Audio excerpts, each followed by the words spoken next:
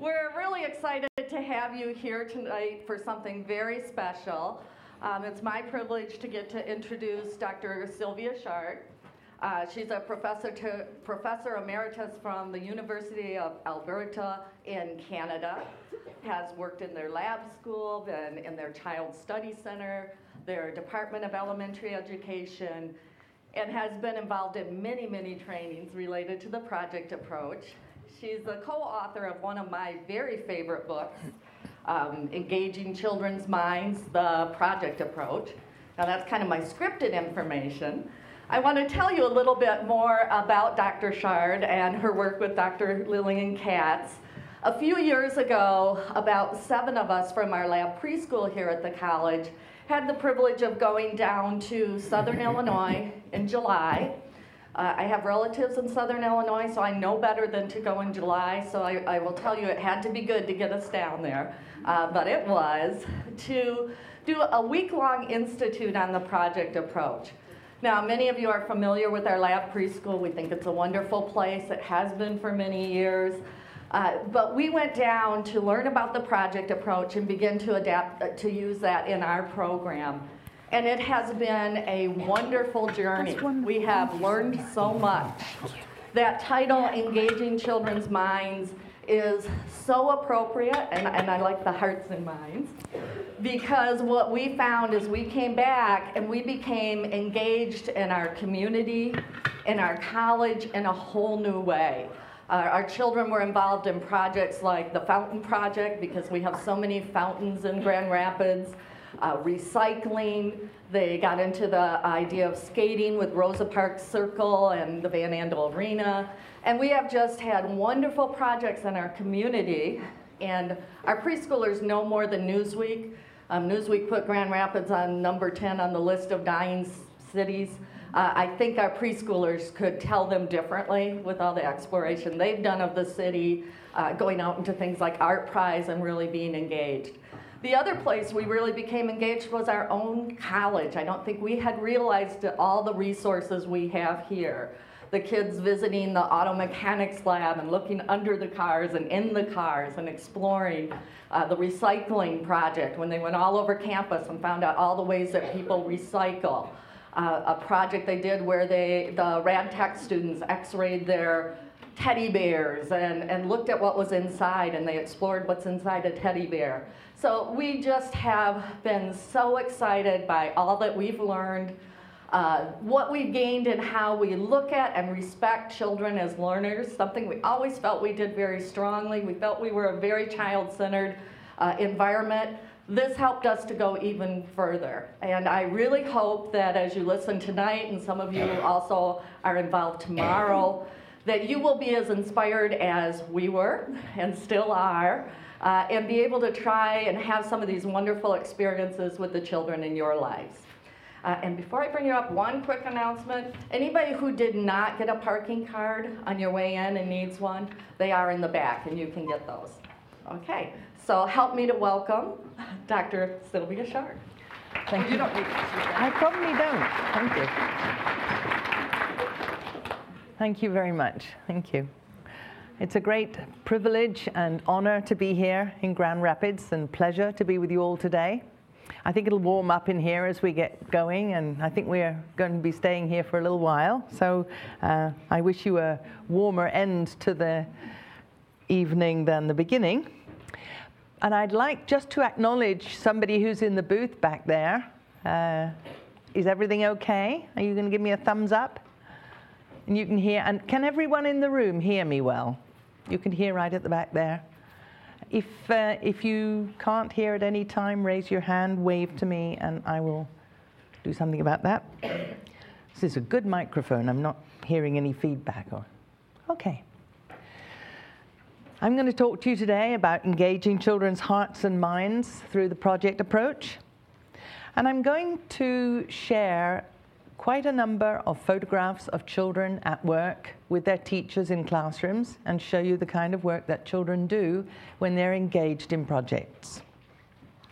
I'm also going to begin the session with a few pictures of children who are not necessarily doing project work. They are doing other things, children in natural settings, children who are engaged in other kinds of activities, because project work is only part of what children might do in a school program. And when Lillian Katz and I started out and prepared this report, if you like, to teachers on what young children are capable of in project work, we did not expect this to change everything that a teacher does in her classroom. We deliberately presented it as something which can take the place of aspects of your work which you would like to change, which you would like to do differently, and so on, but certainly not the whole program. So I'm not going to be talking today about the whole program, except for these first few slides, and after that I will spend the rest of the time on the project approach. And I'm going to sit down, if you'll forgive me, in a nice little chair here, and you'll be looking up there, okay? And there's a bright light on me because I think something's going on back there.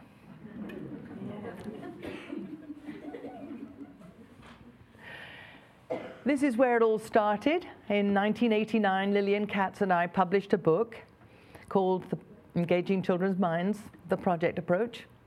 And at that time, we had not yet visited or even heard of the little northern Italian town of Reggio Emilia. People sometimes get the impression that we went there and then wrote our book. And I think it's because the ideas in the Reggio approach to project work and our ideas overlap and interact, and maybe that's where that arose. But I think it's more that Lillian Katz has worked with people in Reggio, and so she's become associated with the Reggio approach, which is a whole program approach. That's what they do there, and when you go to Reggio, you see the whole program. The second edition was done in 2000, and by that time, of course, we were able to incorporate some ideas which we had learned from Reggio and had embedded into the work that we do too. And this is just a little aside. I always acknowledge Lillian Katz because she and I have worked together for more than 40 years. It says 35, I need to update that slide. But actually, we've been at it for a very long time and know each other not only as colleagues but also as friends. And we take slightly different approaches to the project work, and Lillian talks more about the research and the philosophy, and I talk more about the what to do on Monday morning kinds of aspects of things, and we've worked together that time. So here are one or two pictures of children engaged in whatever, learning, noticing things, paying attention to things, and adults who help them along. And this was a grandfather showing his grandson his reflection in the saucepan lid. These children are observing ants in an ant farm, which they have started up in the classroom. Some of these pictures are from classrooms and some are from outside. Notice the expressions on their faces. They're completely absorbed. And that's what we take as an indicator of how interested children are in what they're doing. This is just a picture of a child on the street in India, and he's watching two elderly gentlemen playing a musical instrument. Again, completely absorbed in what he's looking at. This is a natural way for young children to learn, to watch adults doing complex things, not to have them necessarily explained or broken down or simplified for them, but children are well designed to learn from complexity, the complexity around them. These children were a group of school children who were at an ostrich farm, learning about ostriches. And here, as you can see, is an egg that is just huge compared with anything that child probably knew from before. These children from the same school, this is in Mexico City, had been observing construction, house construction, building construction. And with the help of the builders, they used some tools and some materials to make their own little wall using a spirit level. And these children are working on a recipe of paste that they were making to make up for a kind of glue. They're just checking on each other and make sure they got the right amount of water and stuff in it. again, completely absorbed. This could be in the context of a project, or it may have been some other activity they were engaged in. But it shows this engagement on their part. This little girl needed a piece of wood for a construction she was making, and she's busy sawing off just to the right length. This is a kindergarten child, and it's in the University Lab School at Edmonton, Alberta, Canada, where I live and where I've worked for the last few years before retiring.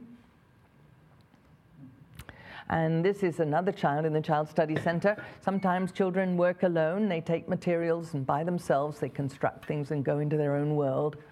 It's a very important way of expressing their intrinsic motivation and their interest in making things happen. These two little girls have been in a dress-up area, and they must be really good friends because they've tied themselves together there, and I guess you only do that when you know how to get untied pretty quick. But dramatic play is another really important thing that young children need and can have in the context of a project, but also under other circumstances too. And this is a board which is raised above the ground for Lego purposes. So these children are engaged in Lego construction. Again, this might be in the context of a project. It may be project related, but it equally well may not be. It may be spontaneous play or group play. As you might see in Reggio, not all the work is on the projects, but maybe other things the children are engaged in. The child thinking about writing. He was at kindergarten, quite young child, thinking about what he's going to write. And these children are involved in a discrimination activity, comparing two things, looking at the way they're similar and drawing, making little drawings in that Venn diagram which they've got drawn out on the table in front of them. A little group of children who are concentrating on something together. This, I have to say, was in the context of a project. These children are harvesting rice. They're in the Philippines, and they have flooded part of their playground, their yard, in order to plant rice, which they went to get from a farm, a rice farm. They learned how to do it, and they had mud and water, and they watched the rice grow until it got to this point, and it was already making rice grains, and they are out there with scissors cutting off the little heads, and then they made the rice and cooked it as well. So they saw the whole process from beginning to end across a season. This is a little girl in India who's lifted another child to see over a barrier, to see something which she couldn't see from standing on the ground. We know that children are very willing to support each other and help each other. Has it? Yeah. Can you guys hear, or is the mic down too low? Ah. I think that's, we have to worry about what's going on in the back there. I can use this one, but she may not want me to use this one. Does that, oh, you did? Yes. Oh, great. Is that all right? Well, it could be that I mean, if I were using this one properly, I should be able to, it should work. No? Oh, it went out. Yeah, it's going fine, and then stop. Oh, sorry about that. Never mind, you've had pictures to look at. Let's do it with this one. I can hold this for 2 hours, huh? Okay. I love this picture. This picture is one of a number of pictures in a book that I produced after I retired. When you are working for a university and a college and you have to publish very respectable academic books. But when you retire, you can publish anything you like, within reason. And so I published a book called From My Side, Being a Child. And it's over 300 photographs of children from around the world. Children engaged in whatever they are doing in everyday life. And I worked on that book with a colleague called Yvonne Kogan, Kogan, and it's called From My Side, Being a Child. And I love photography, and I always watching out for where I can see children, so And that's how this book came about. And I urge you, and I'm sure I don't need to because you're all children watchers in your professional lives, but when you see them outside, you notice them. Notice how they are responding to the environments in which they're in. You have this slide in a handout. You got a handout when you came in today? And really it was just one of my attempts to help people explain why project work is important. I think we have a lot of research that's supporting this kind of work now. And especially we know about active learning, that children need to be responsive and active and engaged when they're learning. Excuse me a minute.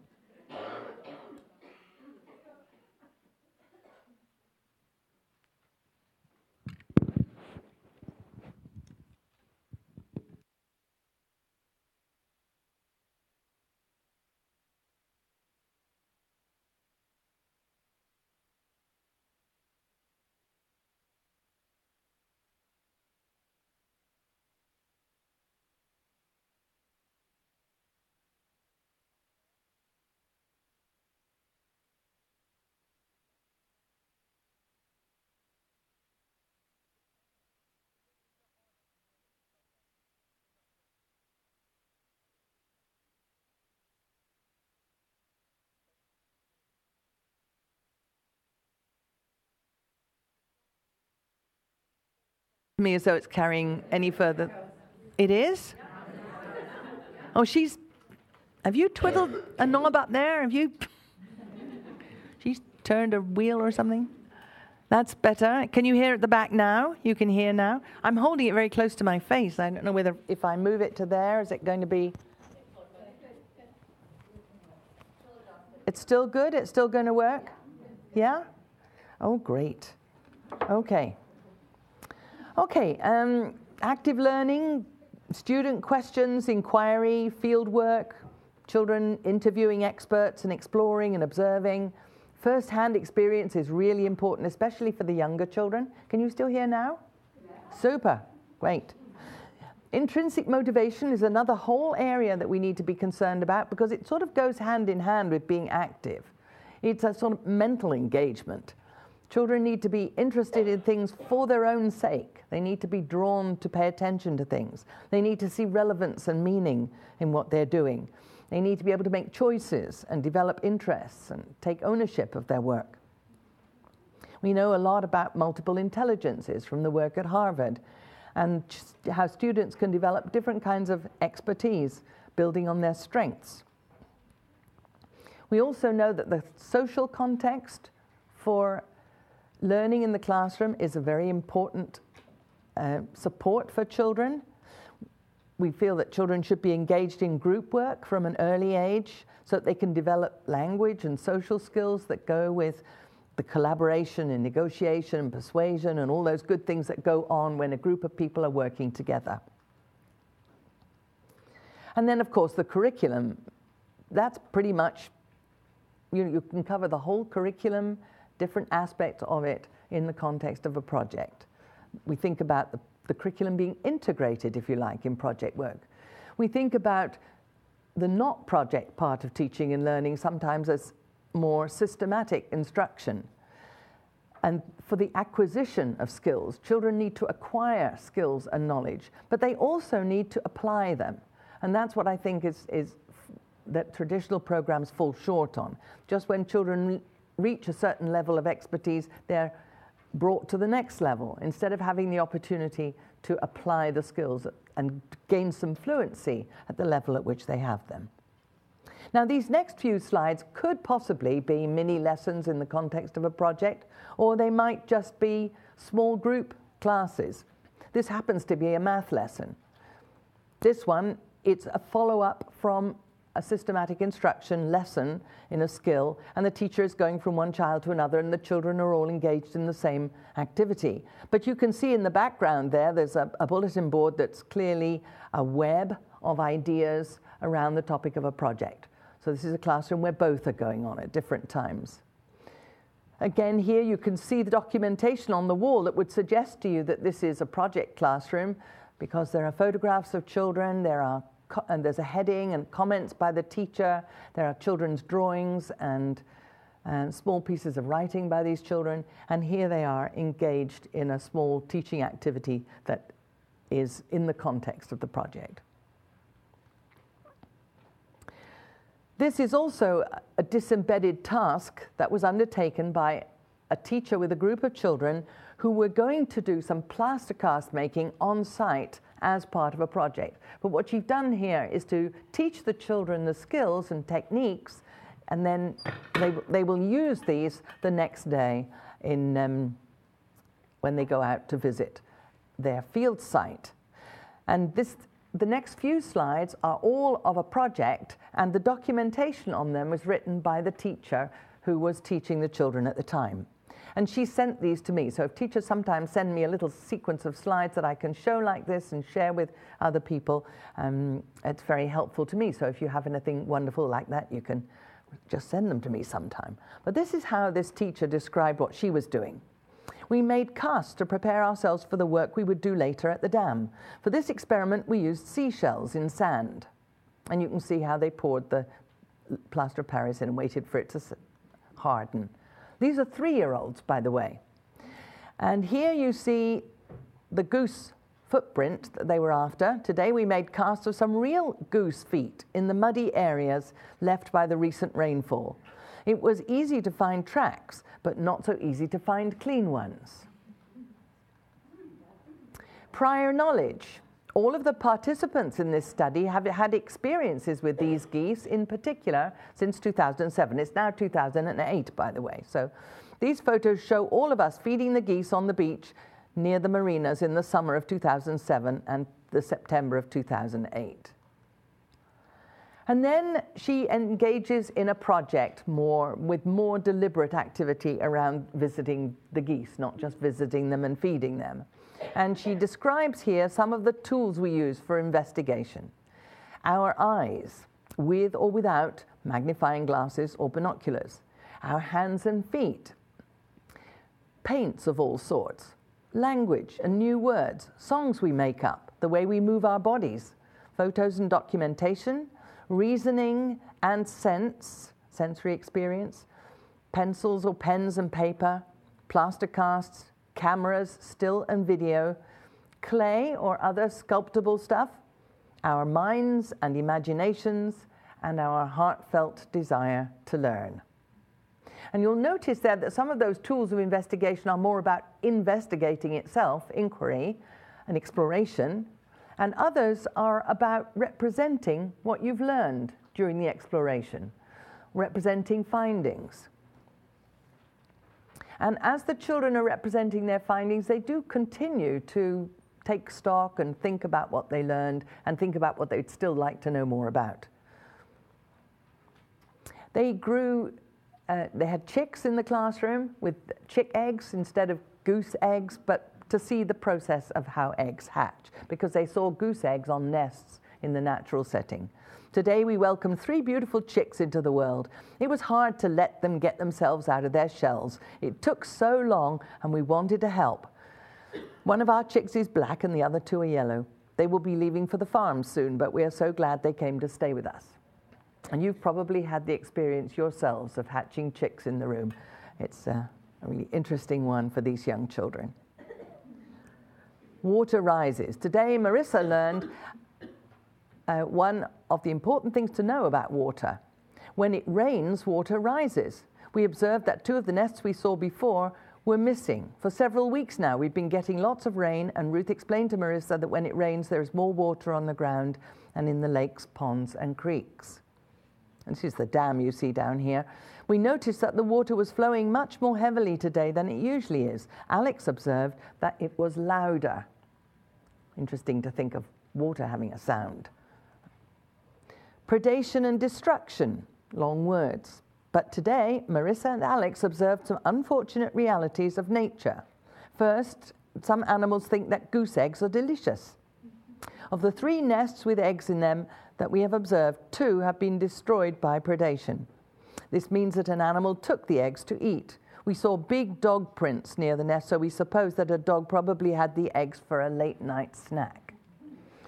kind of a nice way to put it. Nature is a little bit like that. You can be sad on the one hand that the eggs were destroyed, but you can be happy for the dog that it had a snack. Dogs need to live too.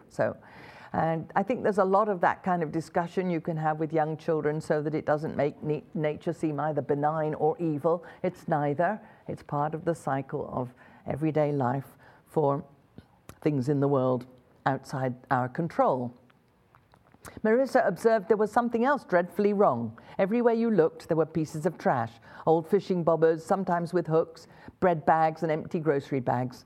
Shouldn't we just want to clean up the environment, Marissa asked. Right then and there, the three of us had an impromptu cleanup session, like the Lorax says.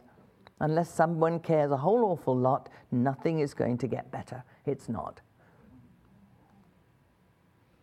These are some things you will see when you do project work that children can be very competent at. I'm going to go back to that one. I seem to have a timer on this slide, but you can make clipboards the right size for small children. They don't have to carry the big heavy ones. This is a young child out drawing what she's seeing, field sketching, making quick sketches in the outdoors. And observational drawing is different from field sketching. It can take place in the classroom with the objects right in front of the children. And I would recommend you having a drawing table somewhere in your classroom if you're doing project work, and rotating objects and artifacts of various kinds on the drawing table so that children can flow through there in ones or twos or threes, just a small number, and take their time over drawing carefully. And I think that we sometimes don't give children enough credit for being able to work on a drawing over a longer period of time. I would like to see children, when their hands get tired, putting the drawing away that day and bringing it out the next day and continuing it, and then putting it away. And that's a discussion you would, as teachers, have with the children to facilitate that mindset. I see an awful lot of expectations of children just to draw and it's finished. And then they get to expect that that's what you think they should be doing. So we have a lot of influence on the way children work with us. And I think that more traditional ways of working with young children have suggested that we like them to do things in a hurry. We like them to get on with things and finish things and get them done. So the child who wants to please you will run up and say, I'm done, I'm done. With project work, you really want them not to be done most of the time. Being not done slows down the process, and there's no reason at all why a child who's at preschool age shouldn't put something away till the next day and work on it again later. And their hands do get tired. I don't know if you can remember what that was like, holding a pencil and trying to do the leaves on the branches of the trees, like the Rosie's Walk book. You know, if you work on every leaf, then your hand is going to get tired. And showing children a lot of different examples of what drawing can be like. It can be like that, very detailed, but it can also be like Eric Carle. It can even have splashes of different colors. It could have little collage pieces of newspaper attached to it. And there's so many different ways to make representations. We can offer those to children. But this observational drawing is the kind where you have something on the table in front and probably several different kinds of materials out on the table too, different kinds of paper, different kinds of marking tools, so that children can draw with the objects there in front of them. Field sketches tend to be done faster, more quickly on the spot, and would include details, but not finished around the edges. The children don't have time to stay. They can take photographs, you can take photographs back to the classroom, and they can work on observational drawings from photographs as well. So there are lots of different ways to use drawing in project work.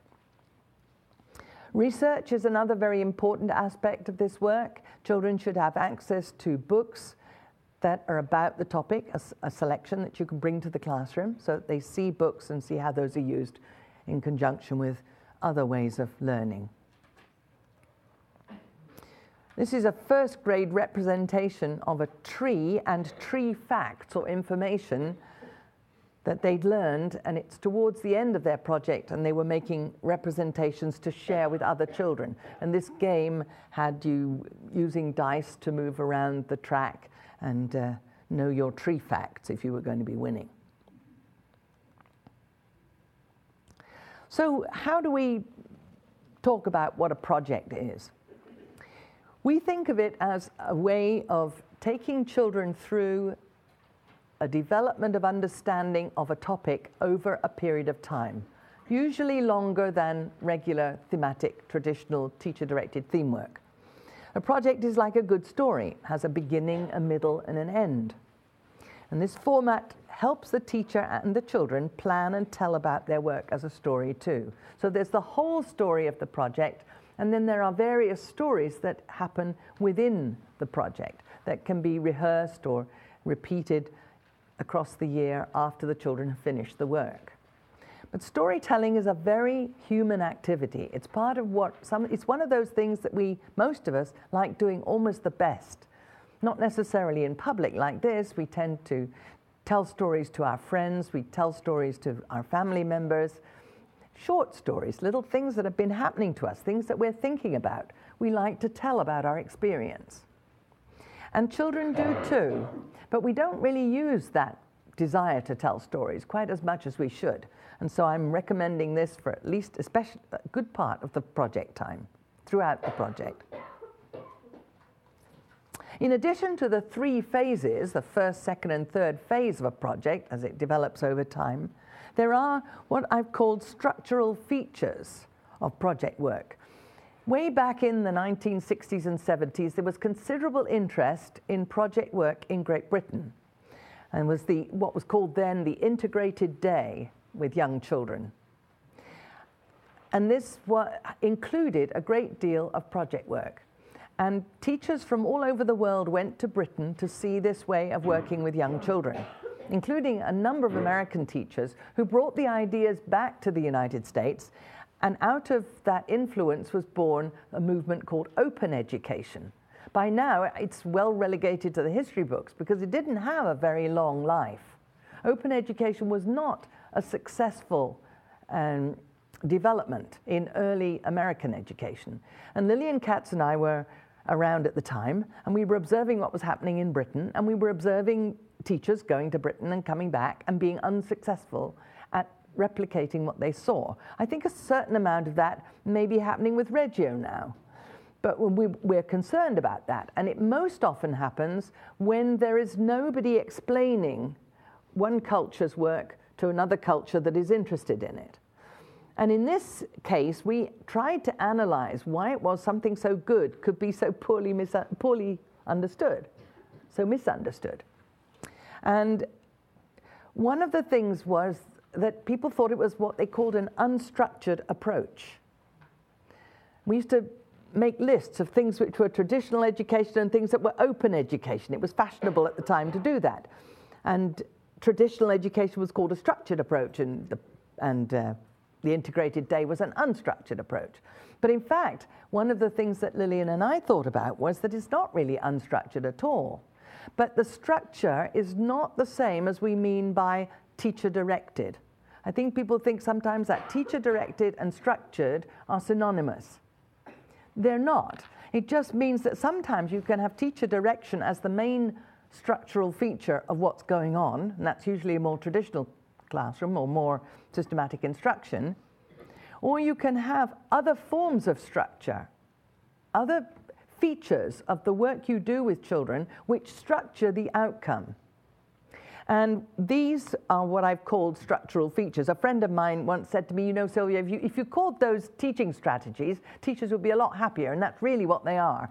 But I still cling to this structural features idea because I want people to know that this is where the structure comes from. When you pull children together to have a discussion, a conversational discussion with them, you are structuring what is going to go into that discussion, and just through your chairing or the way you manage the conversation or the way you sit back sometimes and listen to the conversation that emerges amongst the children. That's your decision as a teacher, and that kind of decision making has an influence on the structure.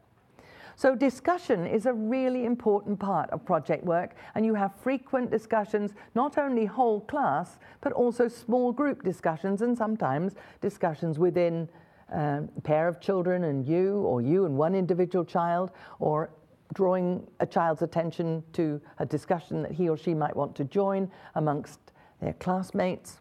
But discussion is important throughout all the phases of the project. Fieldwork is also important, taking children outside the classroom or making available certain opportunities within the classroom or the schoolyard for children to observe things firsthand and investigate them. Fieldwork might include having an expert come to the classroom and share experiences with children, share materials, explain some things to children, as well as meeting experts at the field site. Representation and investigation are like two sides of the same coin of learning, two aspects of learning. Throughout our lives, when we want to learn something new, or we're put in a situation when we have to learn something new, we represent to ourselves what we already know. And we think about what it is we don't know. Where's the boundary between what we know and what we want to know or want to find out? And you can't do that without representing what you already know in some form or other, whether it's orally or whether it's in writing. And investigation is from the moment you're able to ask a question, it follows that you're gathering information, you're being in receipt of, you're receptive to information. And once you have that information as a first pass through this new learning, you have to represent that and integrate it with what you already know before you can ask another level of question. And then you recoup after that and represent your next level of understanding before you can continue to ask more questions. And that's really how project work goes. It cycles through representation and investigation in the first, second, and third phase. But particularly in the first phase, it's more representation, and in the second phase, the investigation becomes more salient or more important. And then display is about how you use the classroom walls to reflect back to the children and to anyone else who visits your classroom the way the work is progressing or has progressed. So that because children are engaged in different aspects of the work and can make choices about which pieces of the investigation they become involved in, it's really important to make sure that they all have access to the knowledge that different children are finding out, the information that they're finding. So you need some way to have the classroom walls or the surfaces within your classroom where you have perhaps models or class books, speak back to the children about what they're doing. That's part of your documentation. We now use this term very happily since we first visited Reggio, which was after the publication of our first book, in which we talked about display and record keeping and discussion. And I think documentation is all of those things. It's, as a teacher, you note what's going on as it goes on. You review it with the students, with the children. You discuss it with them in a sort of conversational discussion. You help them to represent new learning, new understanding, and you evaluate what's going on. And towards the end of a project, you would be also finding opportunities for the children to share what they've learned with others. And best of all, of course, with their parents. I like things to be simple for teachers. I really can't stand these long lists that go on for several pages that you're supposed to cover somehow, miraculously.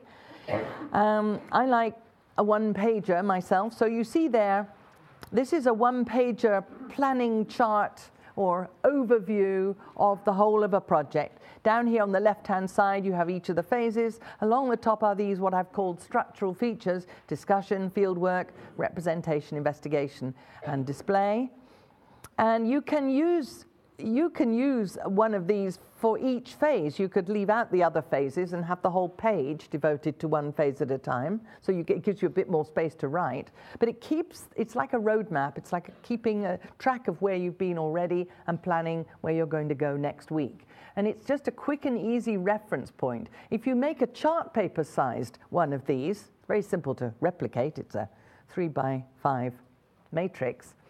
You can use it with colleagues so that you can each of you write things on it. You can put children's names on it. You can put dates on it. You can color code things. You can use it in a whole variety of ways, and it's a very simple chart. And if you're going through this process, you can see how these parts of your project develop over time, and you can be able to explain that to other people who are concerned with your work, your center director or visitors to the classroom or students you have in the classroom or whatever. Okay. These next few slides are about topic webs.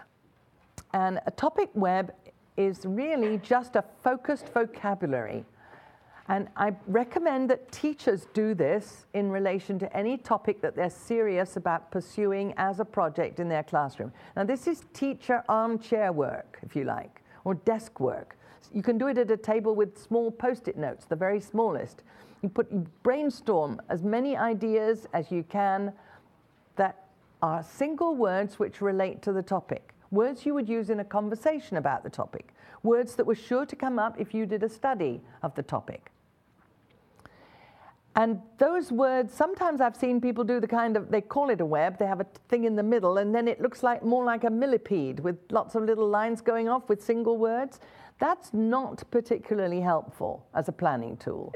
What makes it helpful is to categorize the words and group them and give a label to each group. So what you see here is the central idea, which is snow and ice, how topical, and also subtopics like snow, ice, animals, what do they do, clothes that you need to think about, equipment, the weather, activities you can do in the snow, measuring, places you can find the snow or go and see it, visit it. You don't have to go far right now, do you? Machines and tools that and I live in Edmonton, Alberta, Canada, and we have snow on the ground from October to April. And it's unremitting. Once the snow is down, it's there for the next 5 months. And so if we didn't do our field work in snow and ice, then we probably wouldn't do any. So you have to do it up there. No snow days. So somebody was asking me today if you have snow days. I've got to go back and ask that question. I don't hardly remember. It would have to be a blizzard, a whiteout. Otherwise, I think we just carry on as usual. You know. Otherwise, we live in a half-life. So what you see here is these subheadings are really important in providing you smaller groups of vocabulary which you can use to talk about those subtopics. And it's very important that you think in terms of the subtopics of your topic, because you need to be able as teachers to recognize when the children are moving from one subject topic to another. They don't all stay in the same areas, and you want to be able to follow their thinking as they get curious about the different aspects of the topic. And you'll notice, by the way, just for formality, and for those of you who are going on with the workshop tomorrow, you'll be making some webs tomorrow morning. And I want you to notice that it's really helpful, it seems to me, to have all the words written. You can handwrite them easily, of course, but make them horizontal rather than, sometimes I've seen webs that kind of, the person looks as though they used it like a clock and turned it around to do the next set. It's difficult to read if you don't have all the words horizontal. But this is a nice example. It doesn't have to look very formal. This was a first grade project, by the way. This was done on the computer by a teacher who was teaching 3-year-olds. She was, in fact, doing a project. This might have been a web. It's what we call a curriculum web. It's not a topic web. The web of ideas around the topic here, which was chickens, is all about the kinds of resources and the kinds of activities that those children could engage with. Now, as it happens, it was a project, and it was a very good project as a project. It was not a teacher-directed thematic unit. But the teacher was herself thinking about all the possible things that might be something she'd want to use in the project. So that can be useful. You can make a curriculum web as well, and then it's easy to relate the study to the curriculum. This is a project on milk. Again, it was done with one of these programs like Inspiration. It's quite easy to use, and the slightly larger type are the headings. And they've, in this case, the teacher used questions for some of the subtopics.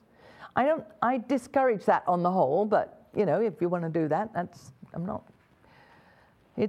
just think the questions have another purpose, and I'll come to those in a minute, but it's a good web. And it's certainly, these are going to be subtopic areas. Why is milk good for us? It helps us to grow good teeth and bones and so on. Who gives milk? Where is milk sold? What containers does it come in? Things we add to milk, food we add milk to, ways to drink milk, dairy products, and so on. Where does it come from? And in this particular case, it was in the center of Mexico City and quite far from anywhere where they could take children to a farm. But the teacher was so determined to have the children experience a cow that they talked to the caretaker, and this, I think, could only happen in Mexico City. They talked to a caretaker who knew somebody whose uncle was on a farm, and they got a cow to come to the school. And I wish I may have time to show you that, but not really in my presentation today. This is a second grade classroom. They were studying animals in Edmonton. And again, you can see how the teacher has grouped the words around each of these subheadings: control of animals in the city, where they live, places you find them. This web was developed with the students, the teacher told me. She had done a web very similar to that, very complex, full of her own ideas by herself in preparation for the project. And then as the children told more stories, she put more words from the children's personal stories of experience of animals. She added these on, and she also added some photographs. As this grew, there were photographs and small drawings on the spaces in between. And there was what she said there was one whole subtopic which came from the discussion with the children that was not on her original web. So when you have, 20 little minds all giving themselves to the same topic and telling stories from home, there might emerge a category of words which you had not thought of. In this case, the category was things to put on animals. It's this one. Things to put on animals. Children mentioned bows, ribbons, sweaters, collars, cloaks, shoes. And by the way, they have to, in Alberta where we are, they have to wear little shoes to go out walking, the dogs. In China, I noticed they didn't even need snow on the ground to put shoes on dogs. I was there just before Christmas. All kinds of dog shoes. But in Alberta, the ice gets between the pads and it can damage the dog's foot. So it is really important to make sure they have shoes on, have them happily hiking with you. And even hats is mentioned here. I don't know about a hat on a dog, maybe a party hat at a birthday party if it's your dog. The first phase of a project, getting started. Lots of discussion, and I tend to think that discussion in the first phase is really critical. It's very important. And by the way, you don't need to write anything. I think you have this somewhere in your, I'm not sure what, I think you have it there, but it doesn't look exactly like this. But don't think that you have to write this down because it looks a bit different. It's there at the very end in your, okay, it's there. Good. One of the representations of project work in the handout you have is a story of a project, and you'll notice that story, which is a one-page story, has no content. It could be a project about cows, it could be about birds, it could be about trucks. There's nothing to tell you because it's about how the story progresses, and if you're doing project work, you should be able to fit your topic content into that story as you tell the story of your project. But it's an example of how project work can emerge as a story when it's complete. The other thing you have is that chart, which I think is just a different way of looking at the same thing. What is discussed in the first phase of a project? It's the children's experiences primarily. It's their first-hand experience of the topic. And different children will have different stories to tell, and they'll not only tell about their own personal experience from memory, they'll tell about their parents or their grandparents or friends of the family or aunts or uncles. They tell about family members' experience as well. Sometimes they don't always get it right. That doesn't matter. It's all storytelling. And what is interesting is if the children appear not to be understanding the story very well, that's an opportunity for you to assess that and think about what might be useful questions for those children to ask, and you'll help those questions to emerge in the first phase of a project so that they'll be able to find out the information that will make life clearer for them. the way you learn about how much children know through their experiences is to invite children to say more. When you ask them for an additional sentence or some additional information, you can tell whether they have that information or not. And I think knowledge is about how we understand our experience. It's not a simple retelling of the experience.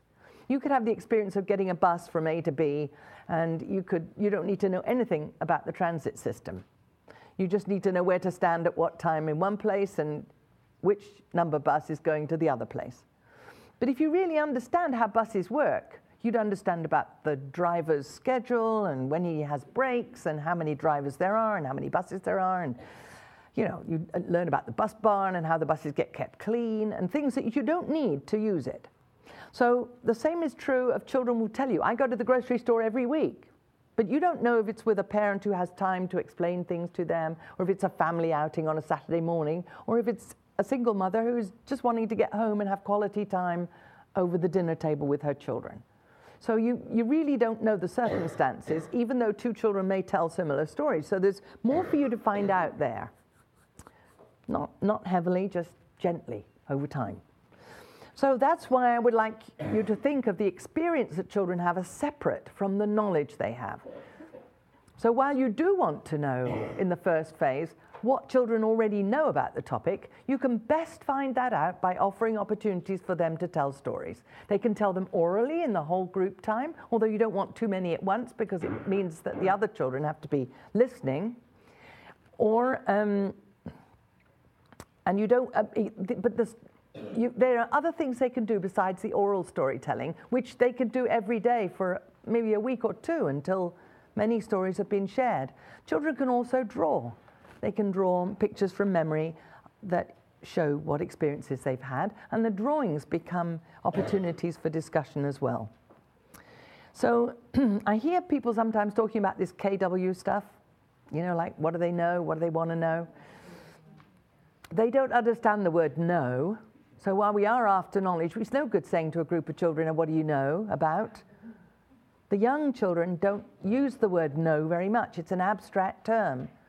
But if you tell a story from your experience, an ordinary story that they could relate to, they'll be wanting to tell you their stories too. Storytelling is infectious. You tell a good story, they tell stories. If you want the discussion topic to take a different turn because they're all telling similar stories, you just tell a different story yourself, and pretty soon they're off in another direction. So, and the knowledge, as I say, is how well you can explain your stories. Wondering is my W rather than wanting to know. It's more about what are they curious about? What are they interested in? What would they like to know more about if the stories were longer? So wondering is something that you can model also for children. You would say, I wonder what happened next. And you can ask a child what happened next in a story they've already told. But if they don't know what happened next or who did what to whom next, then you can wonder about that and encourage them to wonder too. And wonderings are most usefully expressed as questions. And again, it's no use saying to a group of children, well, you look really interested in that. What questions do you have? They don't really know the word question. They're good at it. They can ask questions till the cows come home from 2 years old onwards. Although in school contexts, they tend not to ask questions because unfortunately, they've figured out that the culture of a classroom, it's usually the teacher who asks the questions.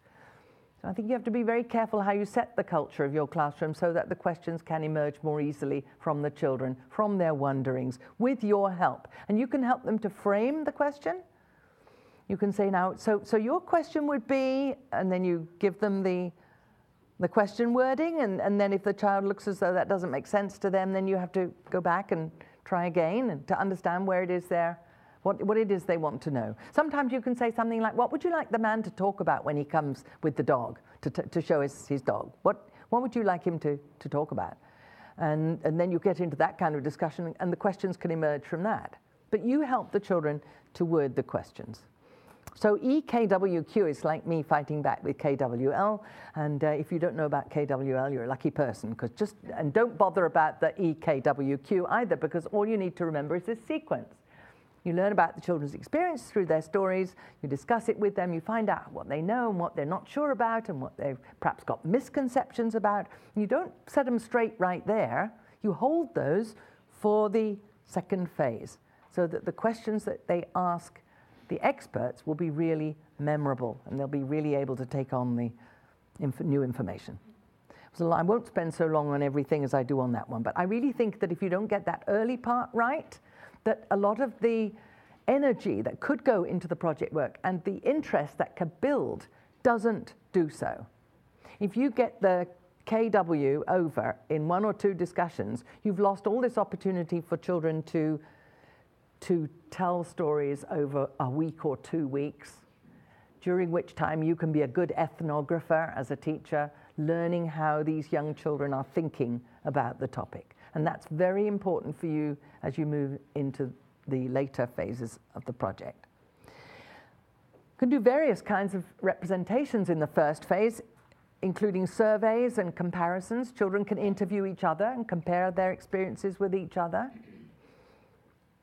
Surveys can show, which children have had which kinds of experience. And making a web of children's ideas is taking the most important words that you hear, the most common and useful words related to the topic, and using a blank piece of chart paper or a whiteboard or something nearby, you put those words up just a few at a time. And you've got very young children, most of you, so you won't want to give them too many words at once, but the words that get added to this web that starts with a blank piece of paper should come from their stories. And each day you add 2 or 3 more words. And you build up a web. And each day you review what happened the day before. In Reggio, they do a lot of this revisiting discussions and information exchanges with the children. And you can find the web will emerge from those discussions as you go along. And make sure the parents know what the topic of study is. And especially if you think they may have some contribution to make, they may offer you access to a field site, or they may be able to come in and share some expertise that they have through an interest or through work, through training. By the way, grandparents, don't forget the grandparents. They're incredibly knowledgeable and have more time sometimes than parents. And they have a sort of historical perspective on your topic, which can be useful depending on what the topic is. But I found grandparents are very good at speaking with young children. They're slower and they can slow down, and they're used to young children. They're interested in young children in a way that parents almost don't have time to be. And of course the children themselves can learn interview skills. They can learn to ask a friend 3 questions or 2 questions, and then they can go home and ask their parents questions and bring back what they learned, what did their parents say. All of this is work that children can do in the first phase, which doesn't take them any further than the experience that they already have. Because your job as a teacher is to evaluate their current level of understanding, so that you can make sure that throughout the project they're learning more. And their understanding won't be at all level. It's not like all children know the same things. They know very different things. Some children are quite expert, and you say, my goodness, I had no idea there was a child in my class who knew so much. And it might be some kind of accident or a family member who's talked with a child about an interest. And then there are the other end of the scale, you'd say, I had no idea that there was a child in my classroom who just wasn't on the first step of the ladder, had absolutely no idea what this topic was about, no experience that relates to the topic. You have to be a bit careful with those children and draw them into it slowly, gradually. But by the end of the first phase, which may be 1, 2, or 3 weeks long, just the first phase, there will be a foundational level of understanding that all the children share. That's the goal. That plus you knowing who the experts are and and so on. Golly, you're all cold out there, aren't you? Well, I'm in the hot seat. I'm cold too, but.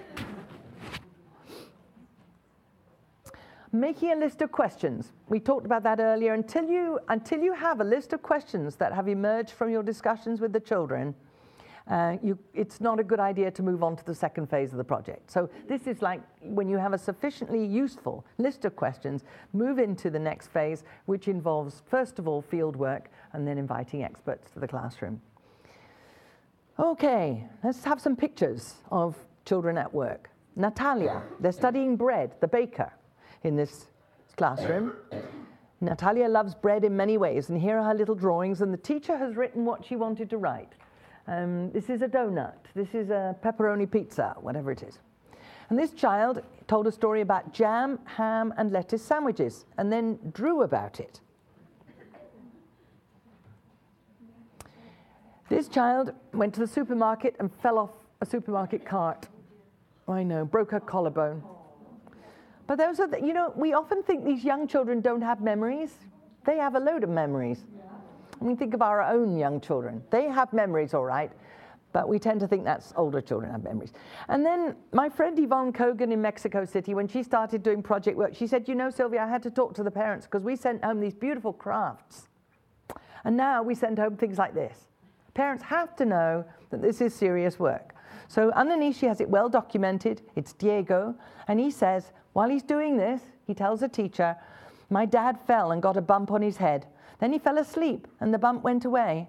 He fell from a bicycle. I wasn't there because I was a tiny baby. So this is not even a personal memory, as a young child who has a memory that's been told as a family story. So it's a memory of somebody else's memory. So don't underestimate these children. They have experiences. You may have to give them a little first-hand experience as well early on in the first phase if they're very young, so that they know what you're talking about. By the way, Yvonne Kogan also gave me some slides which are what they used to do before they did project work. And she said we used to do things like this when we talked about homes and houses. We'd give them these shapes and they had to stick them on, and you know the drill. Except I think this child thought this was a face, and trying to make the door into a nose or something. And here is one which is a colouring activity. So it's all there, the shapes, and you're supposed to colour in. By the way, I personally want to go down on the record as saying that colouring in should come with a health warning. And I'll explain that a little bit later, but don't do it.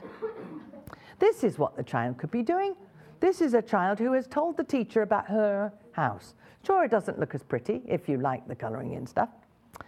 They have 3 bedrooms and the TV room upstairs. My parents' bedroom. This is my sister's bedroom. They've got a water deposit on the top of the roof.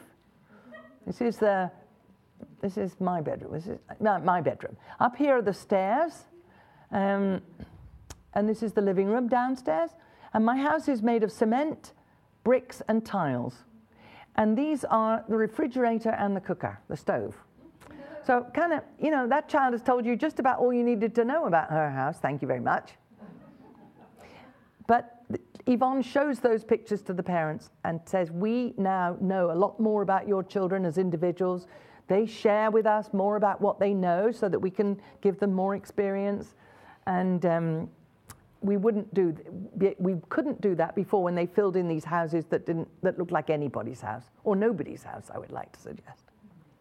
This is a teacher and she's talking with a child about something that the child has made. It's a drawing or it's a small model. And watch how the other children are listening. There's something about the way the teacher can model listening to a child. When the child uses something they've made to tell their personal story or to extend the description of their experience. And I like this picture because these other kids are really interested in this child's work because they've been doing similar work and they're going to get a chance to share too. So it's partly that empathizing with the child who's up there. But also, I was told about these children. I went to work with First Nations children, that's what we call Aboriginal children in Canada, in northern Saskatchewan. I worked with them for a year in 6 schools and I did a lot of demonstration teaching. And when I first went there, I was told, these children are very poor. They don't have any experiences. They live a long way from anywhere. And I had to do more traveling in this kind of weather than you'd ever want to know about. And when they did project work, the pictures of them looked just like any other class. Those children talked. They had experiences. They just didn't have the ones that necessarily that teachers expected to value in education. But we're talking about other kinds of experience. So project was very important for these kids. These are questions from one of Yvonne Kogan's projects in Mexico City. The children are, by the way, from a very affluent area, and they all have experience of hotels. This would not be a good topic if you weren't with children who mostly had an experience at some time or other with a hotel. So their questions were, who works in a hotel? Who cleans the rooms? Who buys the food for the restaurant? How do they wash the sheets and towels? Who buys the chocolates they put on the bed? See, they did know about it. Who takes care of the kitchen? How big are the beds? Do all the rooms look the same? Do they all have swimming pools? Who works at night? And how does the elevator work? Good questions. Lots of wide-ranging questions about hotel. Second phase. Now we have the questions. You can go into the second phase of the project. Field work. Very important to take the children out of the classroom. Even if you just take them into another part of the school where you've set something up for them, or you take them out into the schoolyard, or you take them around the block. But if you can take them into a context where they can see new information firsthand, that's very good. They can make field notes from a very young age. I'm going to show you some pictures of that. Sketches, letters, numbers. You can count things. You can observe them in the field site and see what they're particularly interested in, and see if you can get ideas for investigations you can set up in the classroom. You can disembed those experiences and put materials in the classroom for them to investigate, set up experiments with them to learn more about the materials that they saw in use in context. The children can represent their findings in a whole variety of ways, and you can familiarize yourself with a number of those and make the materials available to the children and support them and scaffold the processes involved. Lots of discussion throughout the project so that children share their work and share what they're doing and what they're trying to do, and get suggestions from other children as to how to improve what they're doing, and so on and so forth. Interviewing experts at the field site and also inviting them into the classroom. And it helps to energize a project to think about a new field, a new expert each week. Have somebody else come in. And it may not be related to everyone's interest in the class, but everyone should be there present at that investigation of the expert. But maybe the children who are particularly interested in that would be the ones to prepare the questions or ask the questions.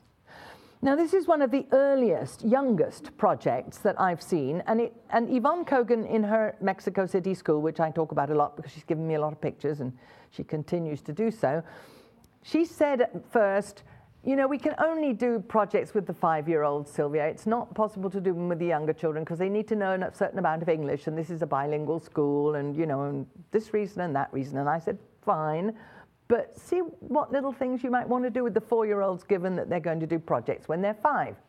So next year I went several years in a row, and Yvonne said to me, you know, we've been doing projects with the 4-year-olds. It's really amazing what 4-year-olds can do. So I looked at some of the 4-year-old work, and she said, but no, we can't do it with younger children.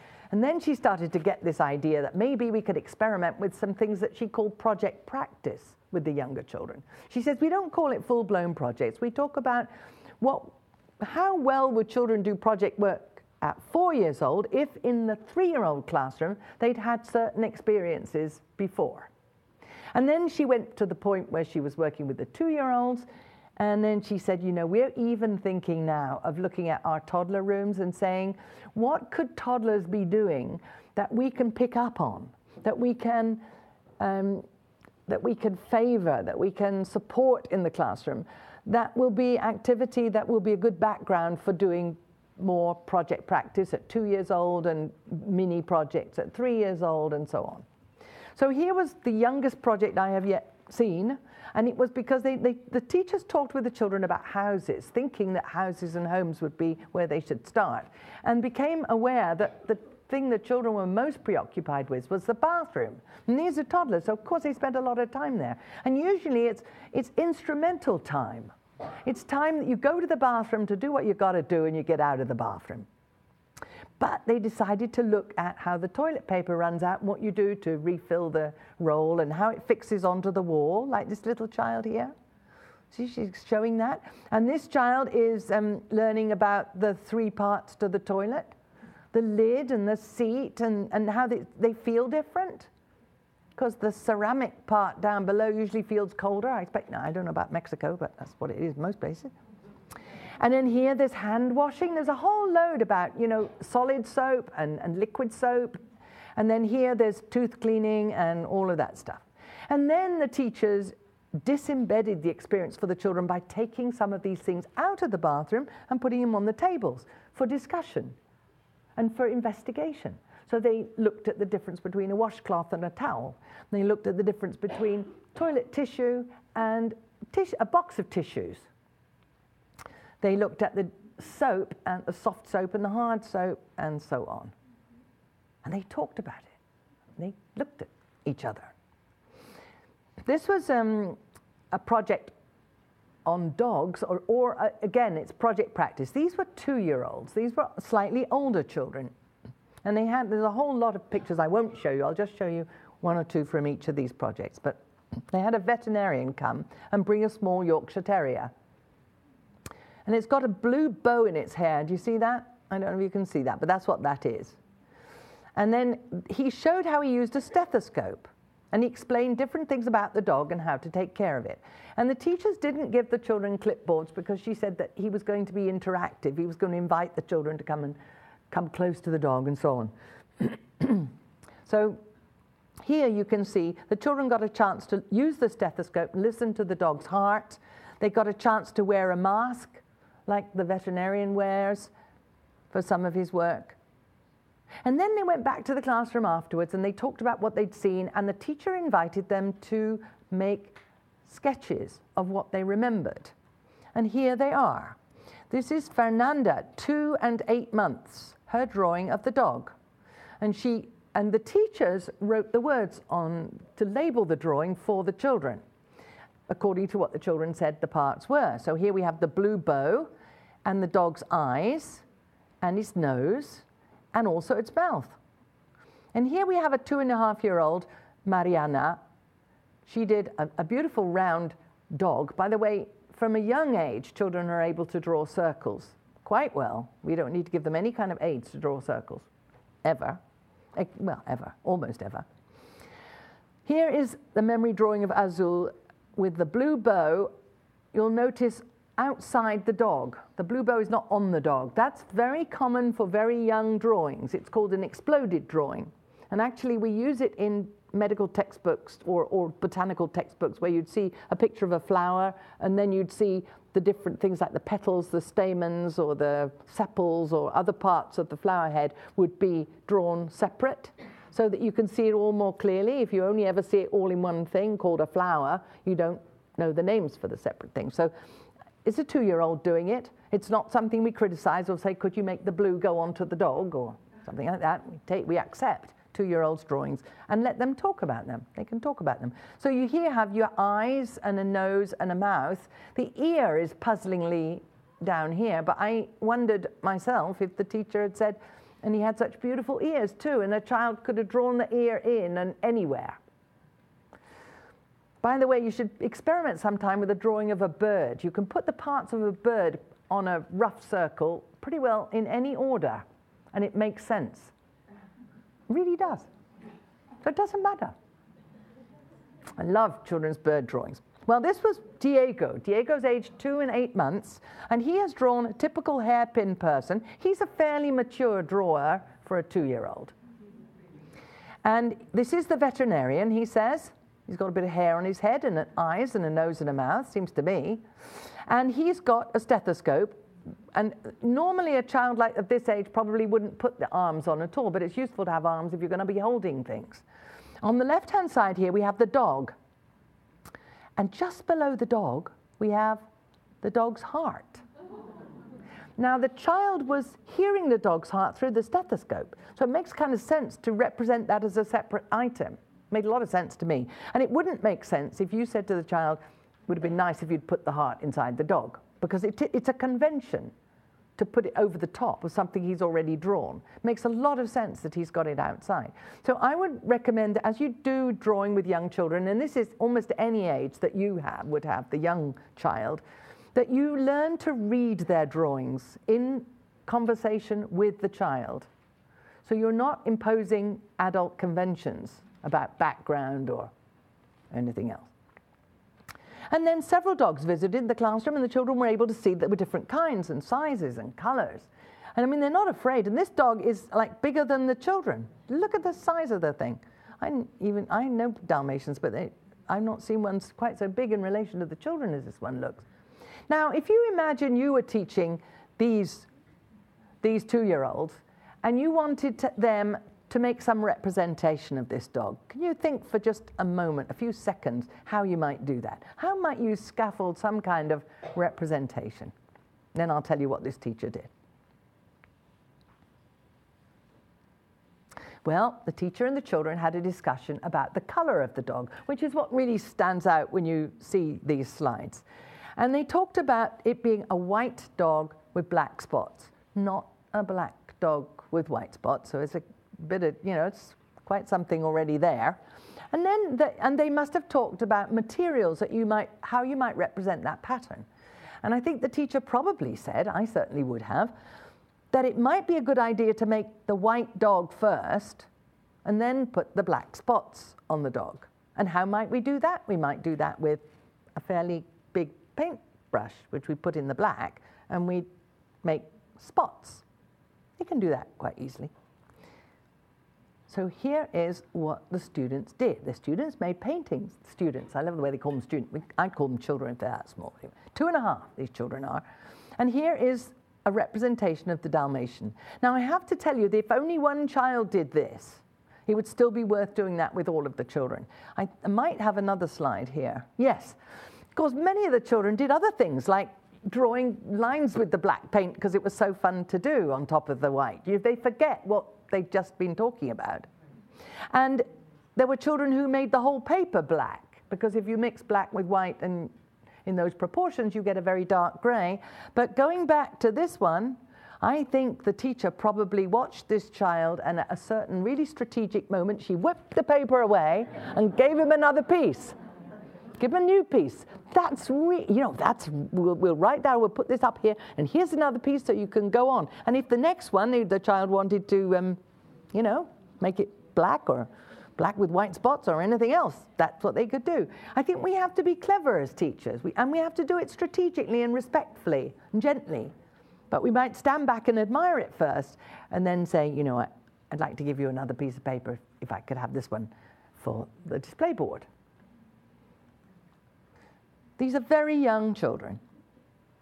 And then these, by contrast, are kindergarten children. I really just put these in because this particular little sequence of 6 slides fits the animal idea. So here is a cat that came to visit this kindergarten. They were studying animals. These are very old slides, and the quality isn't good, and I apologize for that. But look at this cat.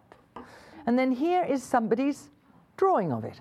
Observational drawing, she calls it. And this was, as you can see, 99.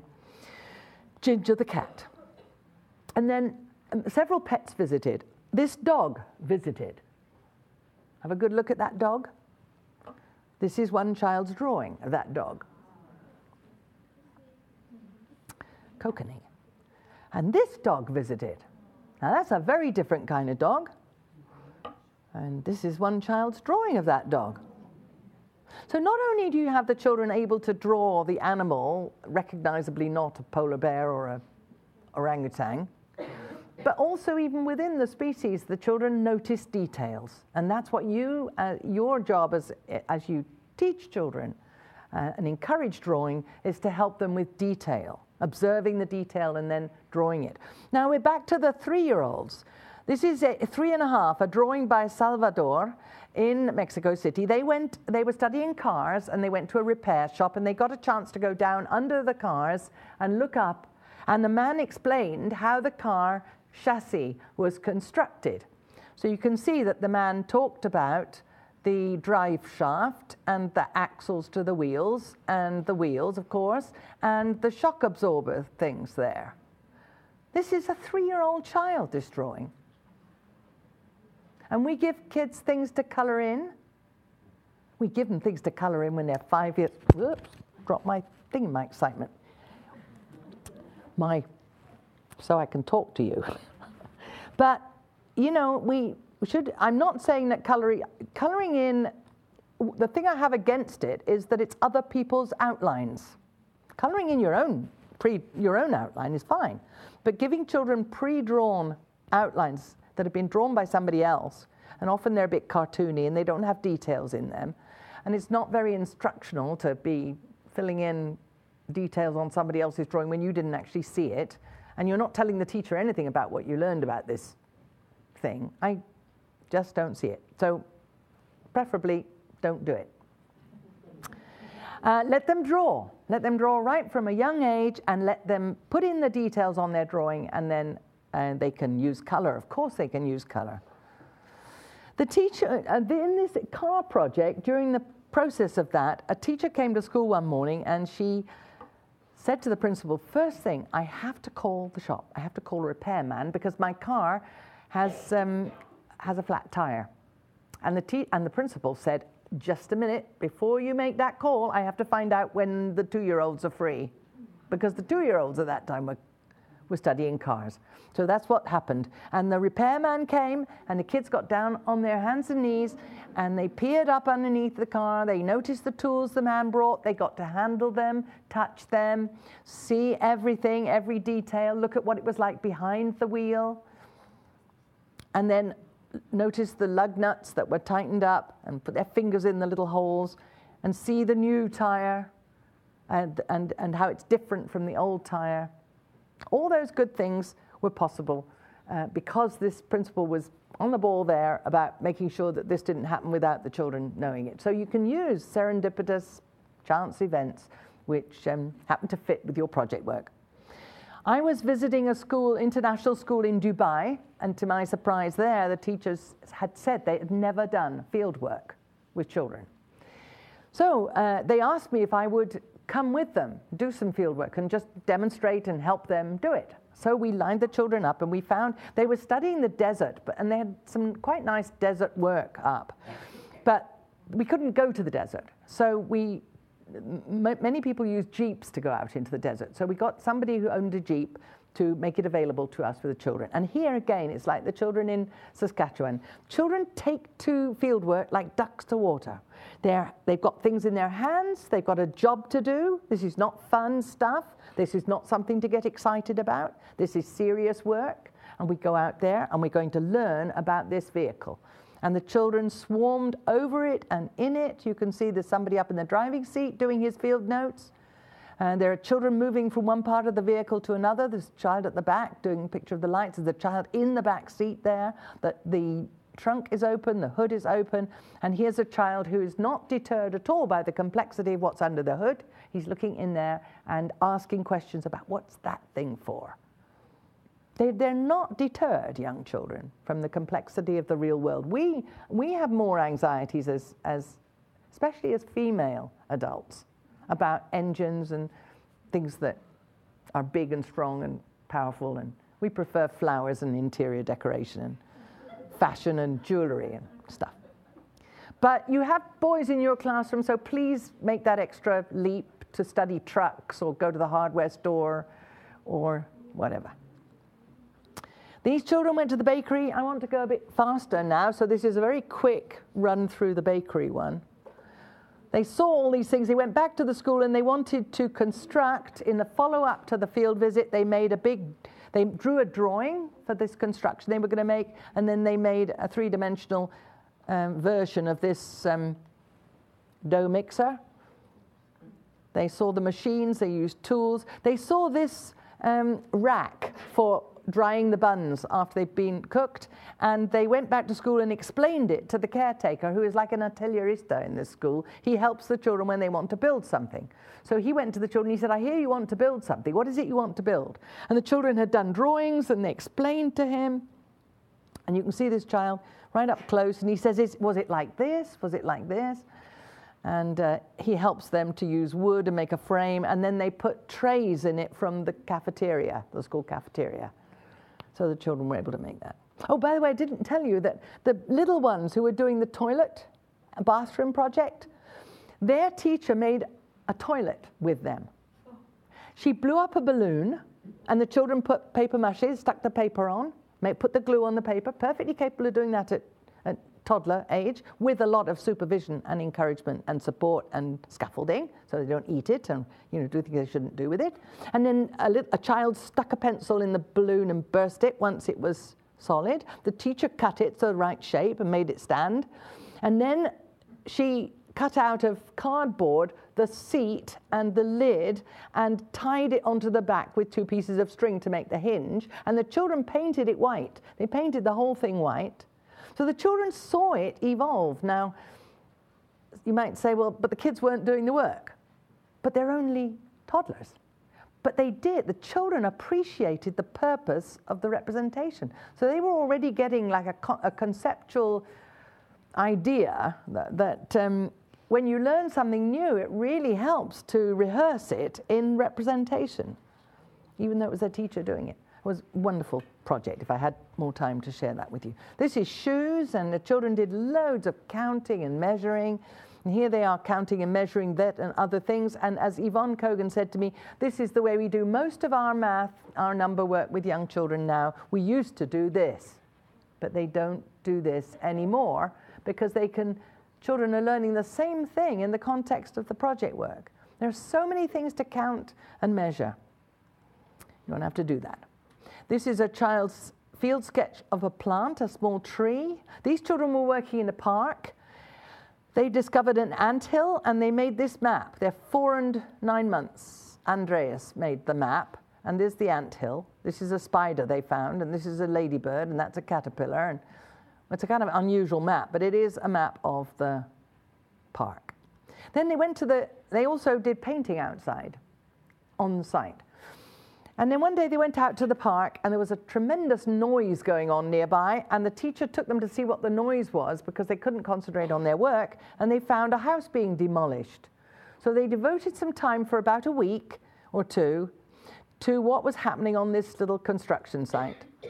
And they interviewed all the men who were working on it, and another house was being built there, the foundations for another house. And then they went back to continue the work in the park after that. So this was a kind of interruption, if you like, a mini project. This is a child in China, a 4-year-old, who's very interested in ants. They do a lot of gardening at this school, and they don't use pencils to draw. They don't use pencils and paper, they use scissors. And they draw freehand by cutting out. This is his little ant ballet. And we give our children scissors that are not sharp. The 3-year-olds in China learn very quickly how to handle the scissors, and they don't cut themselves once they know how to do it. They're taught the techniques, and from 3 to 6, you would believe, if I had time to show you my pictures of paper cutting in China, I wish I had, but I have to come back. This is teachers in Yvonne's school, and she said we are now using cameras a lot more. So I do urge you to keep a camera nearby, to take a lot of photographs, to use them in your documentation, have the children refer to them, be able to label the parts of things through a photograph. Lots and lots of ways to use photographs, and of course to reflect back to the children the work they're already doing. These children made a poster so that the whole class of kindergartners could collect things for victims of high flood waters in another part of Mexico. And it was so much in the news that the teachers decided to do this because the children were worried that the floods might come to the city. And they said, no, they won't, but we'll help the people. And it helped them to sort of process what they were hearing on primetime news. So they collected together in various little buggies all the stuff. They counted it in the classroom, sorted it and put it into boxes. That's typical kindergarten work. And then they carried it, the kindergartners carried it to the truck that one of the parents volunteered to drive to the stricken area. And here you see the truck, and it says, gift from Eton College in Mexico City. And field trips don't have to be very far. They could be right outside, anywhere outside your classroom, anywhere near the school. They don't have to be in a bus. These were the children in northern Saskatchewan I worked with, and the teachers said, we don't have anything here. This was in the schoolyard, this little copse, little woods at the side of the schoolyard. It just went wild as you went off the schoolyard, with a playground place. So I said, well, we can investigate over there. And it was just after the snow melt, and they were studying plants. And as these children moved around, again, they've never done field work before. They had the clipboards in their hands. We talked before about what they were going out to see and find. They would talk about it together when they found it. They would show each other. They would make the sketches, the field sketch. They'd bring them back to the classroom. We'd discuss them and put them up on and compare them with the photographs and all those other good things you can do with field sketches. And I'm just showing you why that's important. And often we miss the tiny details right around us in life. We don't think that right out there are these amazing things.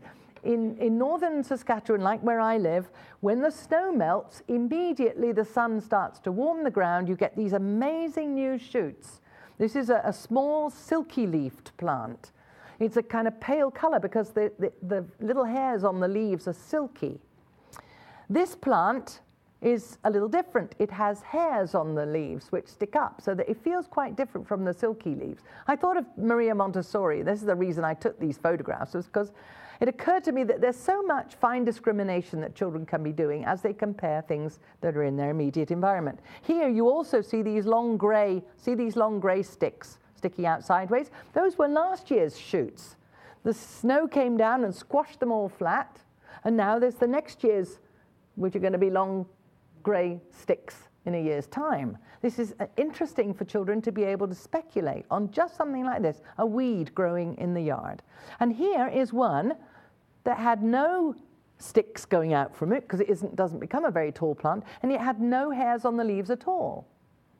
And we forget that there are all those differences among just weeds, just things that are not grown for any particular educational purpose. They're all around us in the world. And if we look at everything that we see around us in the project work, in field sites, in that detailed way, the way a 3-year-old likes to look at tiny things. You can't take a 3-year-old for a walk without them dropping to their knees and wanting to investigate, stick their fingers in holes, and they just don't, they want to see it all.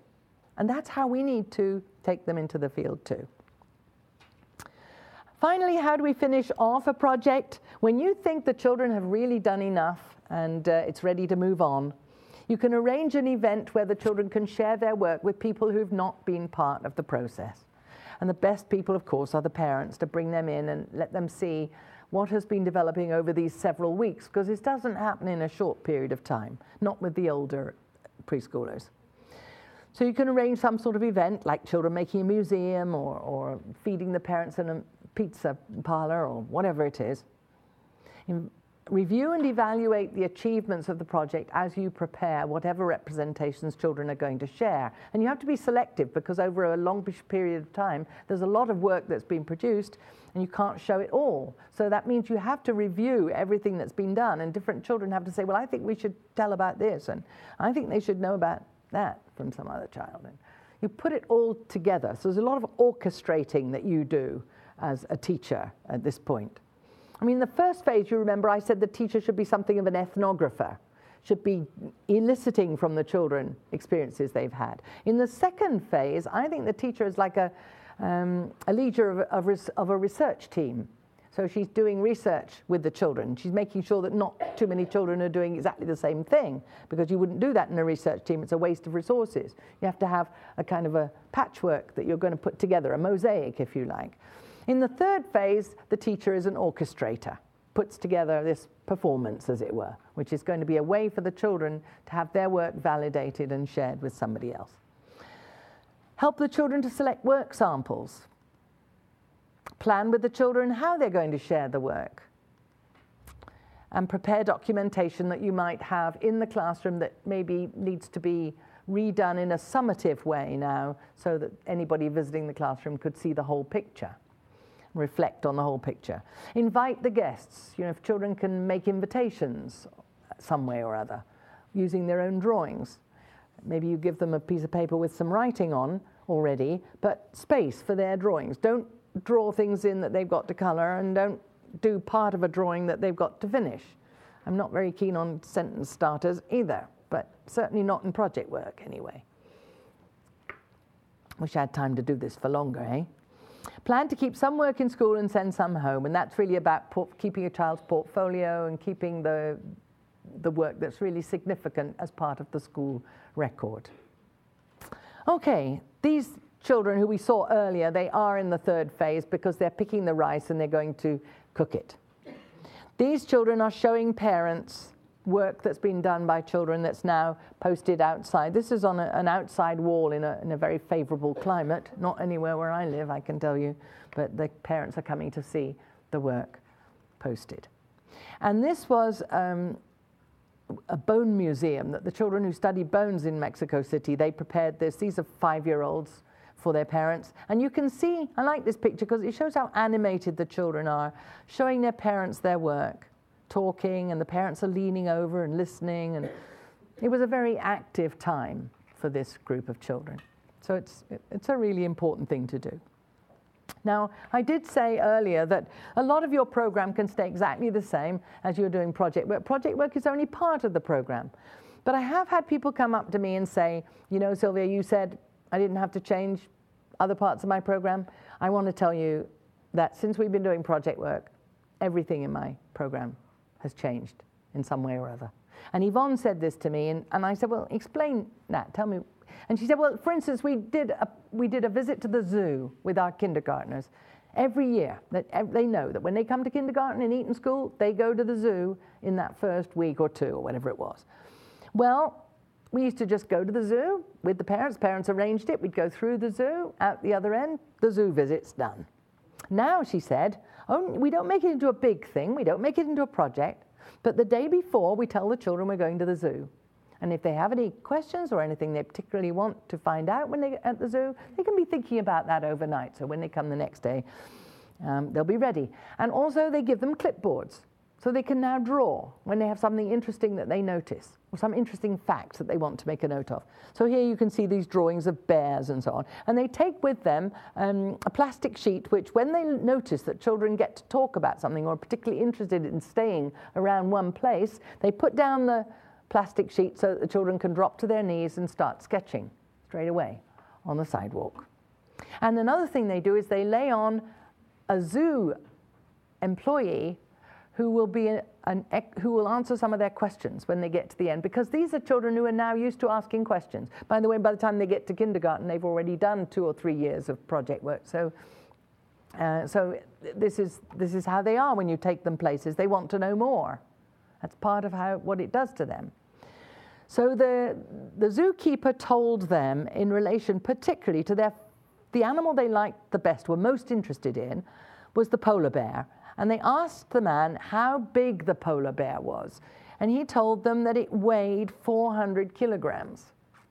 And then they did a little follow-up when they went back to school. The next day, the teacher weighed each of the children. And some weighed 16, 15, these are all kilograms. 20 kilograms, 16, 15, whatever. They added them all up. And here it says 22 children plus 2 guinea pigs, which are being weighed here, weigh 373 kilograms. Can you believe that the polar bear weighs more than a whole class of kindergarten children plus their guinea pigs? And so that's really where I think I want to finish right now. And thank you very much for being such good listeners. We'll have an opportunity now for questions and discussion. Thanks.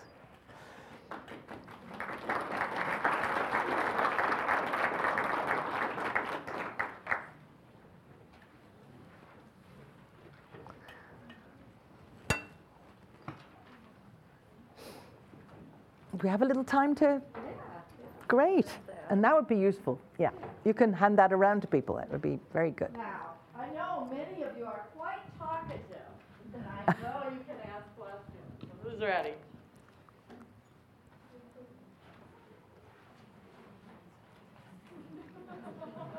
You're frightened of the microphone. Well, the heat has just come on in the last 20 minutes. I'm so sorry. The college has been very proud of its sustainability project and their energy conservation and how much energy they're saving, but this is ridiculous. It is on now. By the time you leave, it'll be warm, I'm sure. I can speak loudly. I had a lot of questions when I came in, but I think your presentation was excellent about clearing those up. You know, especially with the younger children, wondering if they would have the attention span to stick on one project for long enough to complete detailed information, but I thought the presentation handled that very well. Thank you. They're interested in what they're interested in, and when you find that. That's right. You extend it as far as they're willing to go, and when their attention shifts to somewhere else, it's a matter of extending it. And I think sometimes we think they've got short attention spans because we haven't quite known what to do to support and extend to provide just the right thing. And I think that's what they do so well in Reggio. They really do that well. They notice that a child is fascinated by something that moves in a draft that when the heating comes on, for instance. And they would then make a wind source and put various things in it to make them move. And children would find stuff and take it there. And having that thinking ahead, anticipating, what more can I put in this child's sight lines that will pique that curiosity a little further. Good. Yeah, but she calls it project practice. I mean, we have this idea that projects have to be things that go on for a long time, and they do. With the older children, the kindergartners can keep going for 3 months. It's incredible. That was my impression. I thought this would have to be a year-long project No. for 4-year-olds, and this makes a lot of No. sense to me. To just And if it's not going very well, you can also conclude it prematurely. And we've been talking, I've been in classrooms here in town today, and some of the things we talked about were just that. What happens if you got a false start, or you started on something that turns out not to have the sustainability? You cut your losses. You don't, flog a dead horse, as it were. Excuse my metaphors. Yeah. Another thing, I've thought of a question. This is a question maybe in some of your minds, but I hope, and I'm sure it was, because I just meant to address it in the course of the lecture and sort of forgot. But I've been discussing it with almost everyone I've met today. There is this idea that that the topic you choose to study should arise from children's interests. And that has led some people to simplify that statement so the children choose the topic. But then you have the problem is, well, what are the children interested in, and what topic should I select from among the children's interests? And you'd find that a whole class of children doesn't have similar interests. Each individual children have different interests. Sometimes it splits along gender lines, sometimes it doesn't. Sometimes it's just arbitrary. Some children are really fascinated by something and others by something else. And in my way of thinking, the teacher selects the topic. And I think we should be quite clear about that. Even when teachers say the children thought of it, the children would have thought of a lot of other unsuitable things, and the teacher would have just passed over them. It's not like you're waiting for the children to say something, and if something unsuitable happens, you don't. I know one teacher who told me this awful story that she'd asked the children, what do you want to study? You can study anything you like in my classroom, says the teacher. She writes on the board about 5 things that the children say. And she looks at the topics, and they look a bit weird, but that's okay. And so she leaves them there, and then she says, let's vote. By the way, never, ever do this, will you? Never vote on the topic, ever. And I'll explain to you why. It's not an example of democracy at work. Really isn't. Because what happens is, with about 5 things and 20 children, the one that's going to win the day only has about 6 or 7 votes, which means that a minority of the children get to decide the topic. And maybe the majority don't want to study that thing. So how does that get you any further forward? So if you, the teacher, choose the topic, you have to have a set of criteria. You have to know what makes a good topic. And top of the list should be, are the children in my class likely, most of them, to be interested in this topic? And that's a decision you can make. The children in your class. Even if you only observe them for a week or 2, It's amazing what starts to come through in their spontaneous play, in their response to things you read to them, discussions you have with them about their lives and how they come to school and what they do at the weekend and what they eat and when they go to sleep and what they wear. All those things you have to discuss with them at the beginning as you get to know them. All of those things show you interests that the children have. So, and the second criterion is that it must be real world. Not fantasy, not The Little Mermaid, not pirates. Actually, pirates is a slightly different thing, but not them either, for other reasons. 200-year-old criminals are not really the best thing to be studying at school. They can play it, if they've seen a movie on it, they can play it in the spontaneous play area, that's fine, but don't do a project on it. Shouldn't be doing a project on something far away, either in time or space. You know, in this part of the world, you don't want to be studying whales in the ocean, and you don't want sharks. You don't want to be studying dinosaurs because they were too long ago. So long ago and far away doesn't work very well for a project either. Again, there's no reason why they shouldn't play those things, read the books. There's lots of kids who are fascinated by dinosaurs, but it doesn't make a topic for a project. Has to be real, has to be local, has to be, to some extent, within some of the children's experience. At the beginning of the school year, I'd choose something that was within all the children's experience, like food or cars or something that every child would have had some story that they can tell from personal experience about at the beginning. But as time goes on, you can have children with experience interviewing children who do not have experience, or it's the other way around. Usually the children with no experience can interview the ones who have, and so on, and they can learn that way.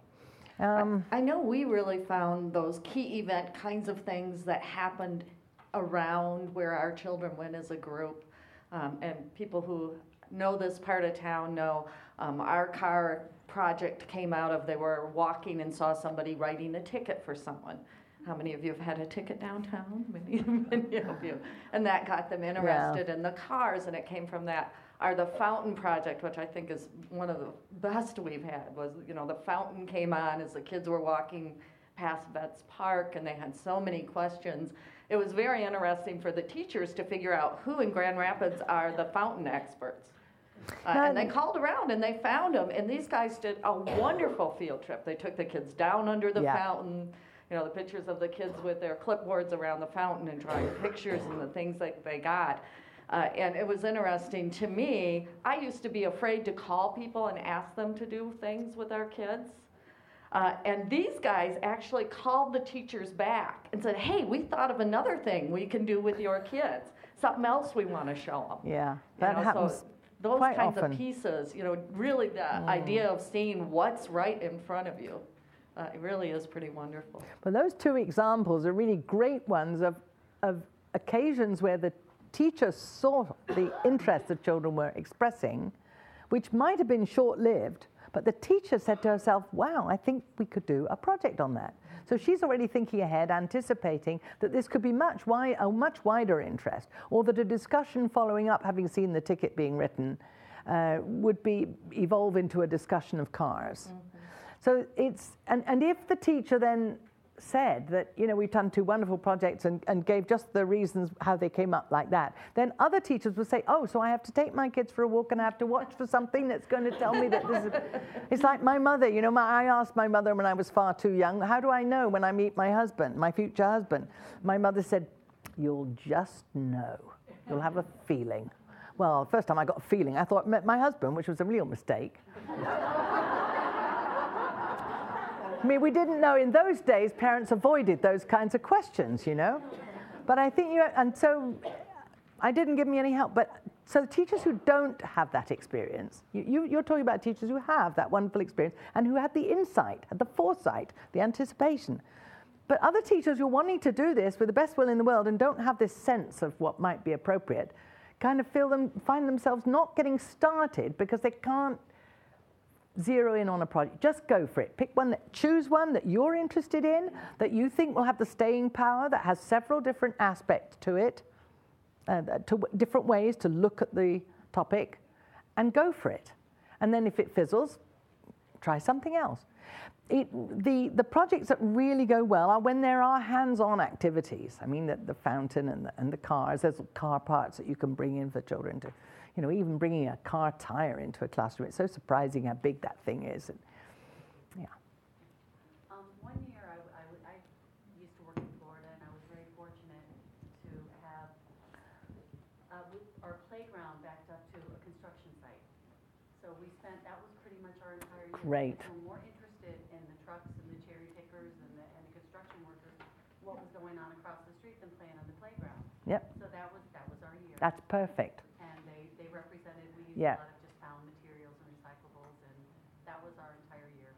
But it's wonderful. If you can take advantage of some temporary repair work that's going on, or some construction work or demolition work or whatever it is nearby, something that's changing in the environment, and go back and see it as it changes over time and talk to the people involved and so on. And even if you can't get those people involved, you could get a parent who's in the construction industry who could come and comment on what's being seen. There are various other ways to get experts to be involved, and experts are really, they're easy to find, they're very willing to help, as you said. And I mean, one truck project that was done in Alberta with kindergarten class, the teacher sent a letter home about we're going to study trucks, and asked if there were any people who had trucks could bring them to school, to the school parking lot in the school day, and let the children see the trucks. She got 14 volunteers with just one kindergarten class. This is field work that's made so easy for you. And there was even a semi-truck amongst those, a huge thing. And he was very particular, the man who owned it, and he drove it right up to the door, so he didn't want the children walking over trucking a lot of dirt into his cab. So he put down a rug, and they had to walk over in their bare feet, and they went up and they all sat on his bed, which was behind where he drives from. You know, there's a bunk back there, and there's probably a whole bedroom back there. I don't know about things like the inside of a truck driver's rig, but these kids all got onto his bed, the whole kindergarten class, on his bunk, and had a photograph taken right there. But people are amazingly willing. It's more that we are a little bit nervous about going with a subject like trucks, and yet when you think about it, most of the food that we've eaten today, all of us, any of us, has been in many different kinds of vehicle, from the tractor that drove it out of the field to the various stages it went through before it ended up on the supermarket shelves. Trucking is a really important part of our economy. And kids should know about them, not just be told to stay out of their way, because they're dangerous. And they're also very big and very impressive when you see them close too. Any other questions? Thinking of doing this yourselves, thinking about things that have happened to you in your classrooms? Yes? I'm not doing this right now, so I'm just trying to think with the teachers that I work with. A lot of them expect the children to go to each of the learning centers during their small group time. How does this work when you're in the midst of the research part? Do they expect that each child will be integral into every part of the research? I think I heard you say something about different groups of children working on different parts of the research. How does that look? How does that work?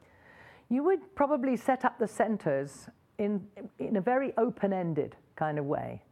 So the centers have materials in them, but the paper is blank. That doesn't have dittos. It doesn't have anything that predicts what the children will do with it. But they're materials to make three-dimensional constructions. They could be materials for drawing. There should be a drawing table, I think, in every classroom. And each day you can put some different object there, or move objects around, or have 2 or 3 objects and different kinds of markers and different kinds of paper, that, including very cheap rough paper, so that kids can do several tries at things and discard some of their drawings if they don't want to keep them. And you only give the good paper, the expensive paper, when they're ready to do something like for a special finished piece. There's a block area, I imagine, or construction kits and toys of various kinds that can be made to represent different aspects of the topic. There's a dress-up area or a dramatic play area where you would expect props to be brought into that area as the children needed them. You know, make it very simple for the first phase so that it's a kind of a place where children will play out their experiences. And you, by sort of listening in, can learn about what the experiences they've had as they do this representation. But in the second phase, you'll want to put things into that area that will make their play more complex.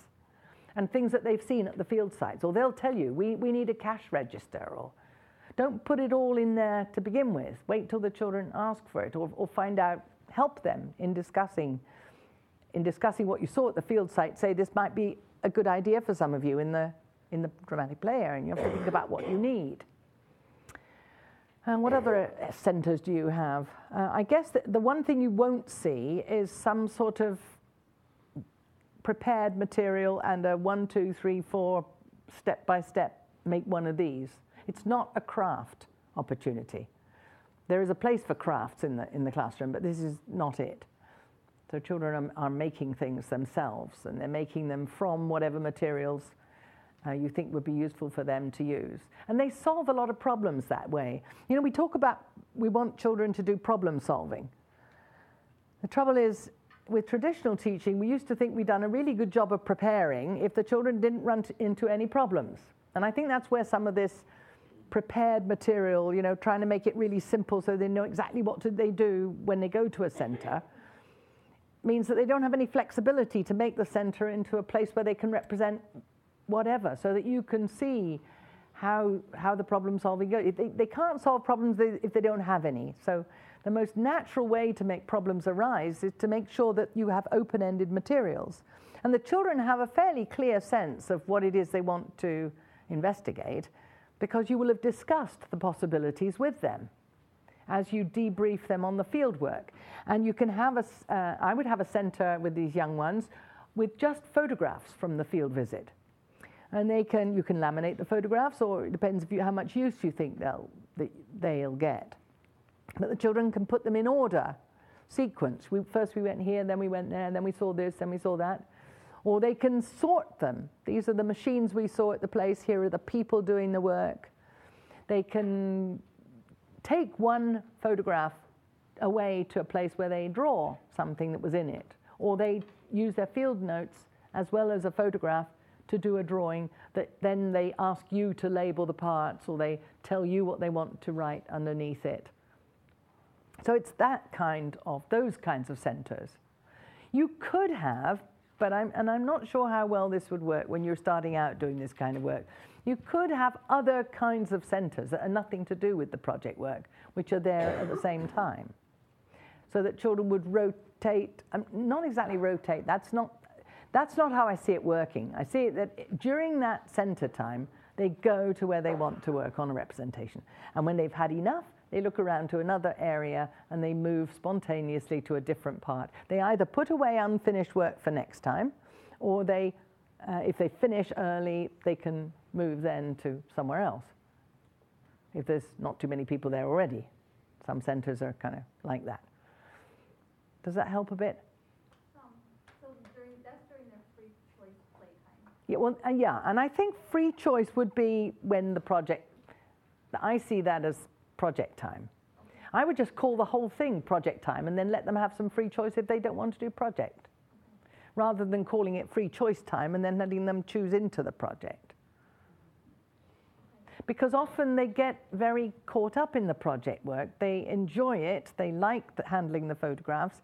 They like discussing what they saw on the field visit. So you're making provision for that, but you're at the same time making provision for other things for some children who aren't in the flow at that time to be doing more spontaneous other kinds of play or sensory activity. And it also allows you then to concentrate on supporting the project work, because there are fewer of them doing it, or there may be other children who don't need your support so much in the kind of play they've been involved in. But I'm not sure how well that mix goes. But I know calling it free choice, and people have said to me, oh, they couldn't lose their free choice time, they love it. Well, that only says something about the rest of your program, unfortunately. If it's project time is free choice time, and if the children don't know this term free choice, I mean, what do they know about what free choice means? If they know they can choose from among what's there, call it project time. And make it a big block of time so that children can move from one thing to another. It's perfectly okay for them to move around in that time. And then the other point you made was, are they working on their own or are they working in groups? Sometimes it's pairs of children, sometimes it's children on their own who have an idea they want to pursue, and sometimes it's a bigger group. You know, maybe 4 or 5 kids who get on really well who are working on some play, some dramatic play activity that represents what they've observed. So any of those possibilities that work for you? Yeah, okay. Perhaps somebody else in the room who's been this way wants to help out if you had different kinds of centers and you changed that. Did you? Yeah. Something that I found one thing that I like to do is I have a lot of books in the building area with real world pictures of buildings around the world, and I've noticed the kids get really interested in looking at the pictures and Right. creating them with different materials in the block area. And I've seen, you know, it'll start with one, Yeah. and then somebody else will see it and go, oh, wow, we built the Coliseum or whatever. Yeah. And they have no idea, you know, but they see it's this round building and they have these round blocks to use it. And then you can extend it. Yes. You might start with 1 or 2 and then 5 or 6, and then before you know it, they all want. Yeah. And then it kind of bugs. Yeah. It grows. And I wouldn't be aiming for all trying to do it. I mean, you're aiming for, you know, a larger number of. It's nice to see activities becoming more popular amongst the children. But one thing you want to do is to make sure that you've got choices that really are interesting to different children, because you don't want the whole class in the block area. Right. So it will, yeah. And then they'll move it into the art area. That's right. The Yeah. same interests. Oh, they like to build. Well, how about if we do this, and then adding. I don't know how to explain it, but it kind of like flows. They flow. Children do learn to flow, but it's hard if you've been used to saying, okay, kids, you got 3 more minutes in that center, and then it's all change. And it's not like that. You can't really do project work like that, I don't think. And they get used to it. It's surprising. It's you who will have a problem with your comfort zone rather than them. So trust them and trust the intrinsic motivation, because there's a lot to project work which runs really easily because the children are interested. If they're not interested, wind up that work and start on another one. We've talked about that today with several people. Yeah. So how does your day look? How does the flow of the day go? Okay, are you talking about a whole day or half day? Half day is much more difficult because it's hard to get a block of time. And in our Child Study Centre at the University of Alberta, we had half days. We had morning children and afternoon children. And they were in the same small space to make it more complicated. And the morning children would leave stuff up that they wanted not touched by the afternoon children, but they would write notes to the afternoon children, explain what they were doing. And the afternoon children would make something similar and then write a note back. The teacher would do the writing, but I mean, in the discussion time, it was part of how the flow went. There was communication between the morning and afternoon children, and they were able to do different work, but it was different from, if you got them all day, you could have 2 large free choice times, project times. So the times which are center times, if you like. You could call it what you like, but the children will flow through this. And you can break it up by having, as soon as you think it's getting rambunctious or children are not using the equipment appropriately, you can call them together. You could read them a story about the project topic. You can have a discussion about where they are in what they've been doing in the different areas. You could have 3 or 4 children who you know have been focused on interesting representational work, share their work. They can share unfinished work, by the way. They can share a drawing that's partly finished or a painting, and the teacher can say to the other, you could say to the other children, do you have any suggestions for him or her as to what might be added into this drawing to make it even more interesting, even more informative? Tell us more things about what you saw. And the other children will give ideas, and of course the child whose drawing it is may or may not take them up. That's okay. But it's this part of this way of helping all of the children see that they're part of a community that are all learning about the same thing. They're learning different things, but they're responsible for teaching each other. So that anything that any one child learns, the others will also learn about. which gives you plenty of things to discuss in discussion time and plenty of opportunities for children to share their work with each other. And then they can go back to work again in the centers. And it depends how your schedule's organized, but does that make sense? What about some of the rest of you? Do you have tips on scheduling with project work? Wow, some of you here are doing it. I know you're doing it very well. You want to give her any help with a schedule? I know that in our center we had outdoor time. It's really complicated in Alberta because we have this terrible weather all the time. So the kids have to be dressed up, which takes a whole lot of time. And they do it at the end of the morning so that the parents come and often pick them up when they're outside, having outside play time. They have movable snack, flexible snack, so that the snack table is out for over a certain period of time. And the kids go, the hungry ones go first, and the less hungry ones go next, and some forget it altogether, and the teacher has to or somebody has to be watching out to make sure that all children have had a chance to go to the snack table while it's still there. Doesn't have to be a big deal where you set aside a block of time where all children have to be. I don't know how you do these things, but how many of you are in GSRP programs? Quite a few of you. Using your open time where kids are playing choice, free, project, whatever you want to call it. And not very high scopes here or no? Yeah, I know, you guys call it work time. Whatever you call it, that whole idea of the kids having the time to really be engaged in the centers and the activities. Also, you guys have the small group times that are a required part of your grant project. We've used those also as times to work on particular aspects of a project. So those mini lessons. Well. Yeah. There are techniques. I mean, I think if you have not done much open-ended work with young children, you get nervous about how much you're supposed to teach them about how to put the glue on the paper, how to glue two pieces of paper together, or how to glue two cardboard boxes together. And in Reggio, they're very specific about teaching skills. You don't need much glue, and it's, the more glue you put on, the longer it's going to take to stick, very often, if it's larger things. If it's small things, it doesn't need much glue because there's not much to stick. So in Reggio, they give you toothpicks to put the glue on with. Here, we tend to offer children popsicle sticks. And then, of course, they're going to put too much glue. It's frustrating. And same with the learning how to paint with watercolor. Very young children, 3-year-olds, can be very responsible painting with watercolor. But they need to be taught that when you put the brush in the water and the paint in the right sequence, you get color on the paper, and you don't get brighter color by scrubbing the paintbrush harder on the paper. But all that is the way children will experiment unless you teach them the technique. So you can have some mini lessons around using the materials that are in these centers. And then you can show children how they can get very different effects from using the materials in different ways.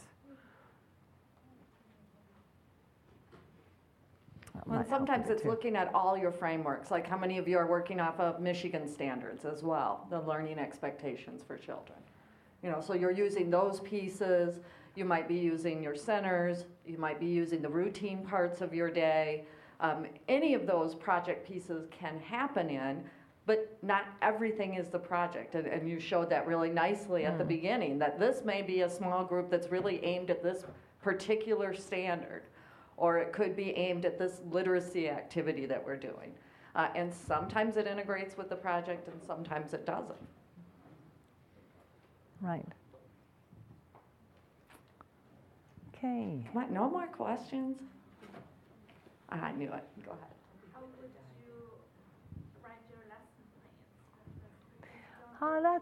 plans? That's a very good question. I think what you need is more day plans with some anticipation of what particular activities might look like for different groups of children. That's how you would do the day plan.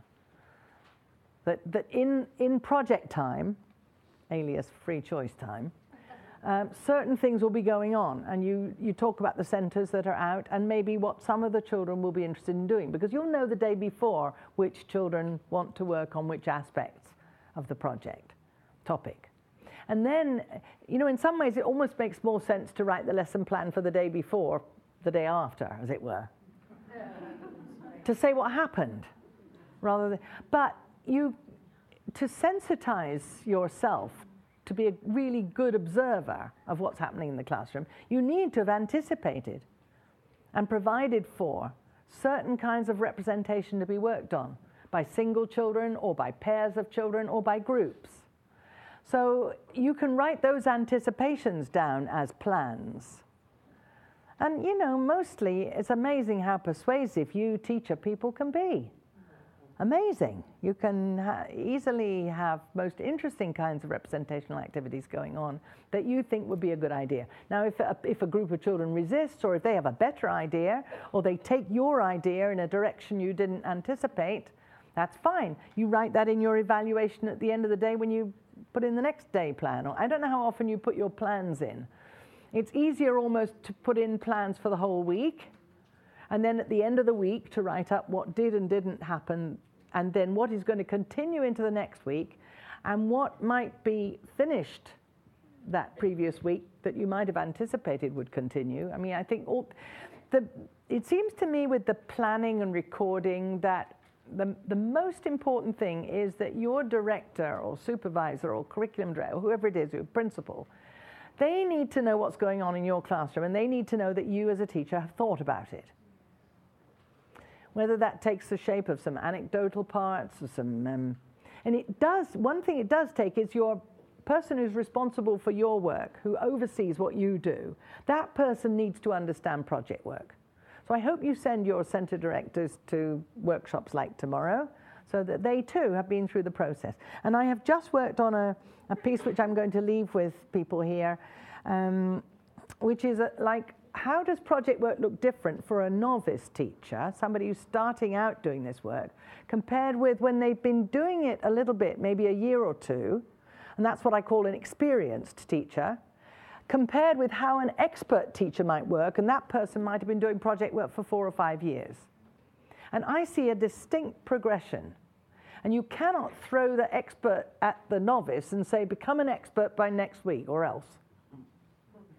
That person has to live through a process of thinking about, evaluating, reflecting on the work, and putting in additional pieces. It's too complex to be able to learn it from a book and get it right first time, or second time, or even third time, which means that you have to be, it's a bit of an act of faith for somebody like me to even suggest that you do something like this.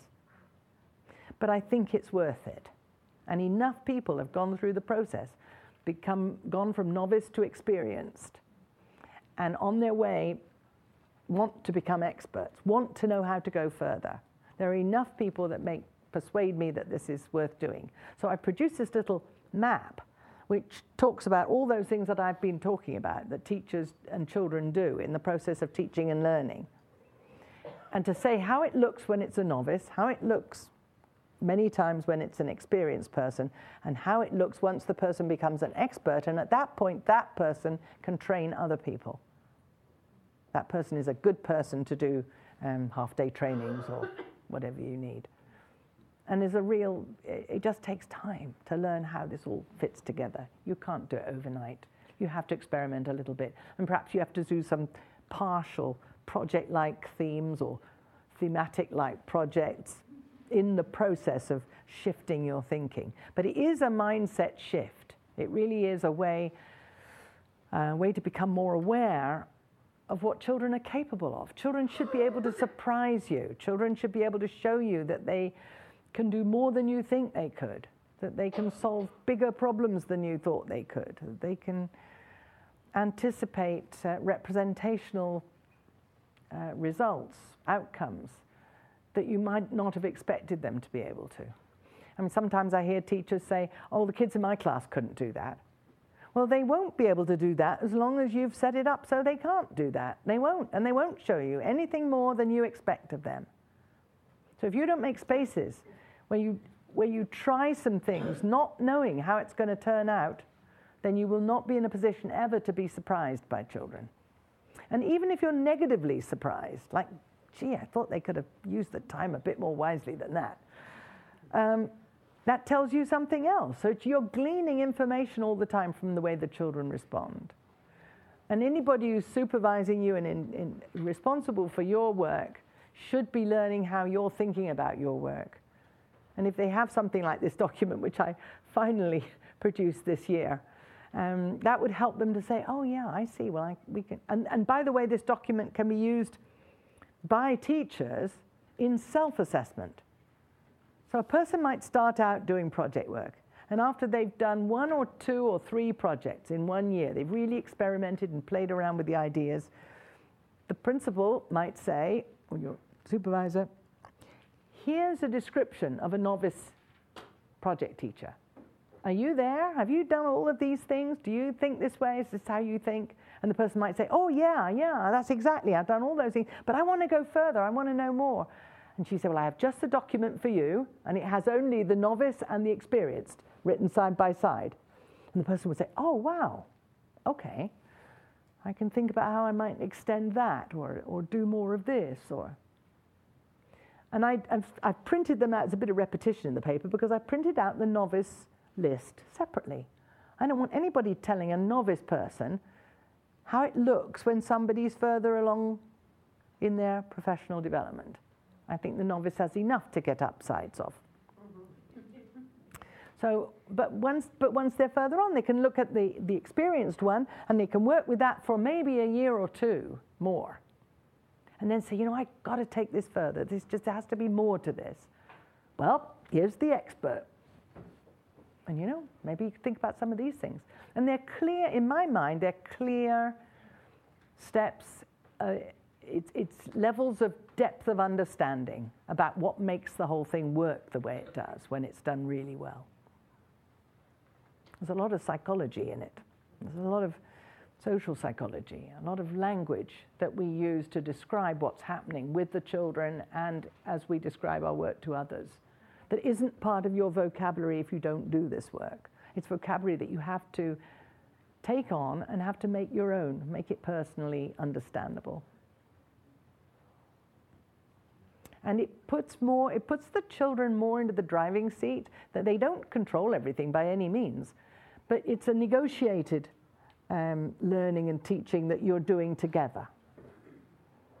So that you're listening to the children as well as helping them see what some ways forward might be. You're opening pathways and options for the children and helping them to take up those ideas, the suggestions that you make. But there's always, the children can take it and shift it a little bit one way or another. And sometimes you're really surprised at what they can think up. And they can be very creative in ways that you might not anticipate, which makes the teaching and learning really interesting. It makes your work more interesting than if you think you can predict it all and they go through it all and then you predict the next day and they go through that. It doesn't have the same story quality to it that the project does. There are teachers who go home energized at the end of a day's work and have to tell some story to their family, or you feel that it's a living process that you're going through this. Anyway, it is time we all went home out of this lovely warm room into the cold out. And thank you very much and best of luck, and keep in touch. Keep in touch. Thank you. Remember to get a parking ticket if you need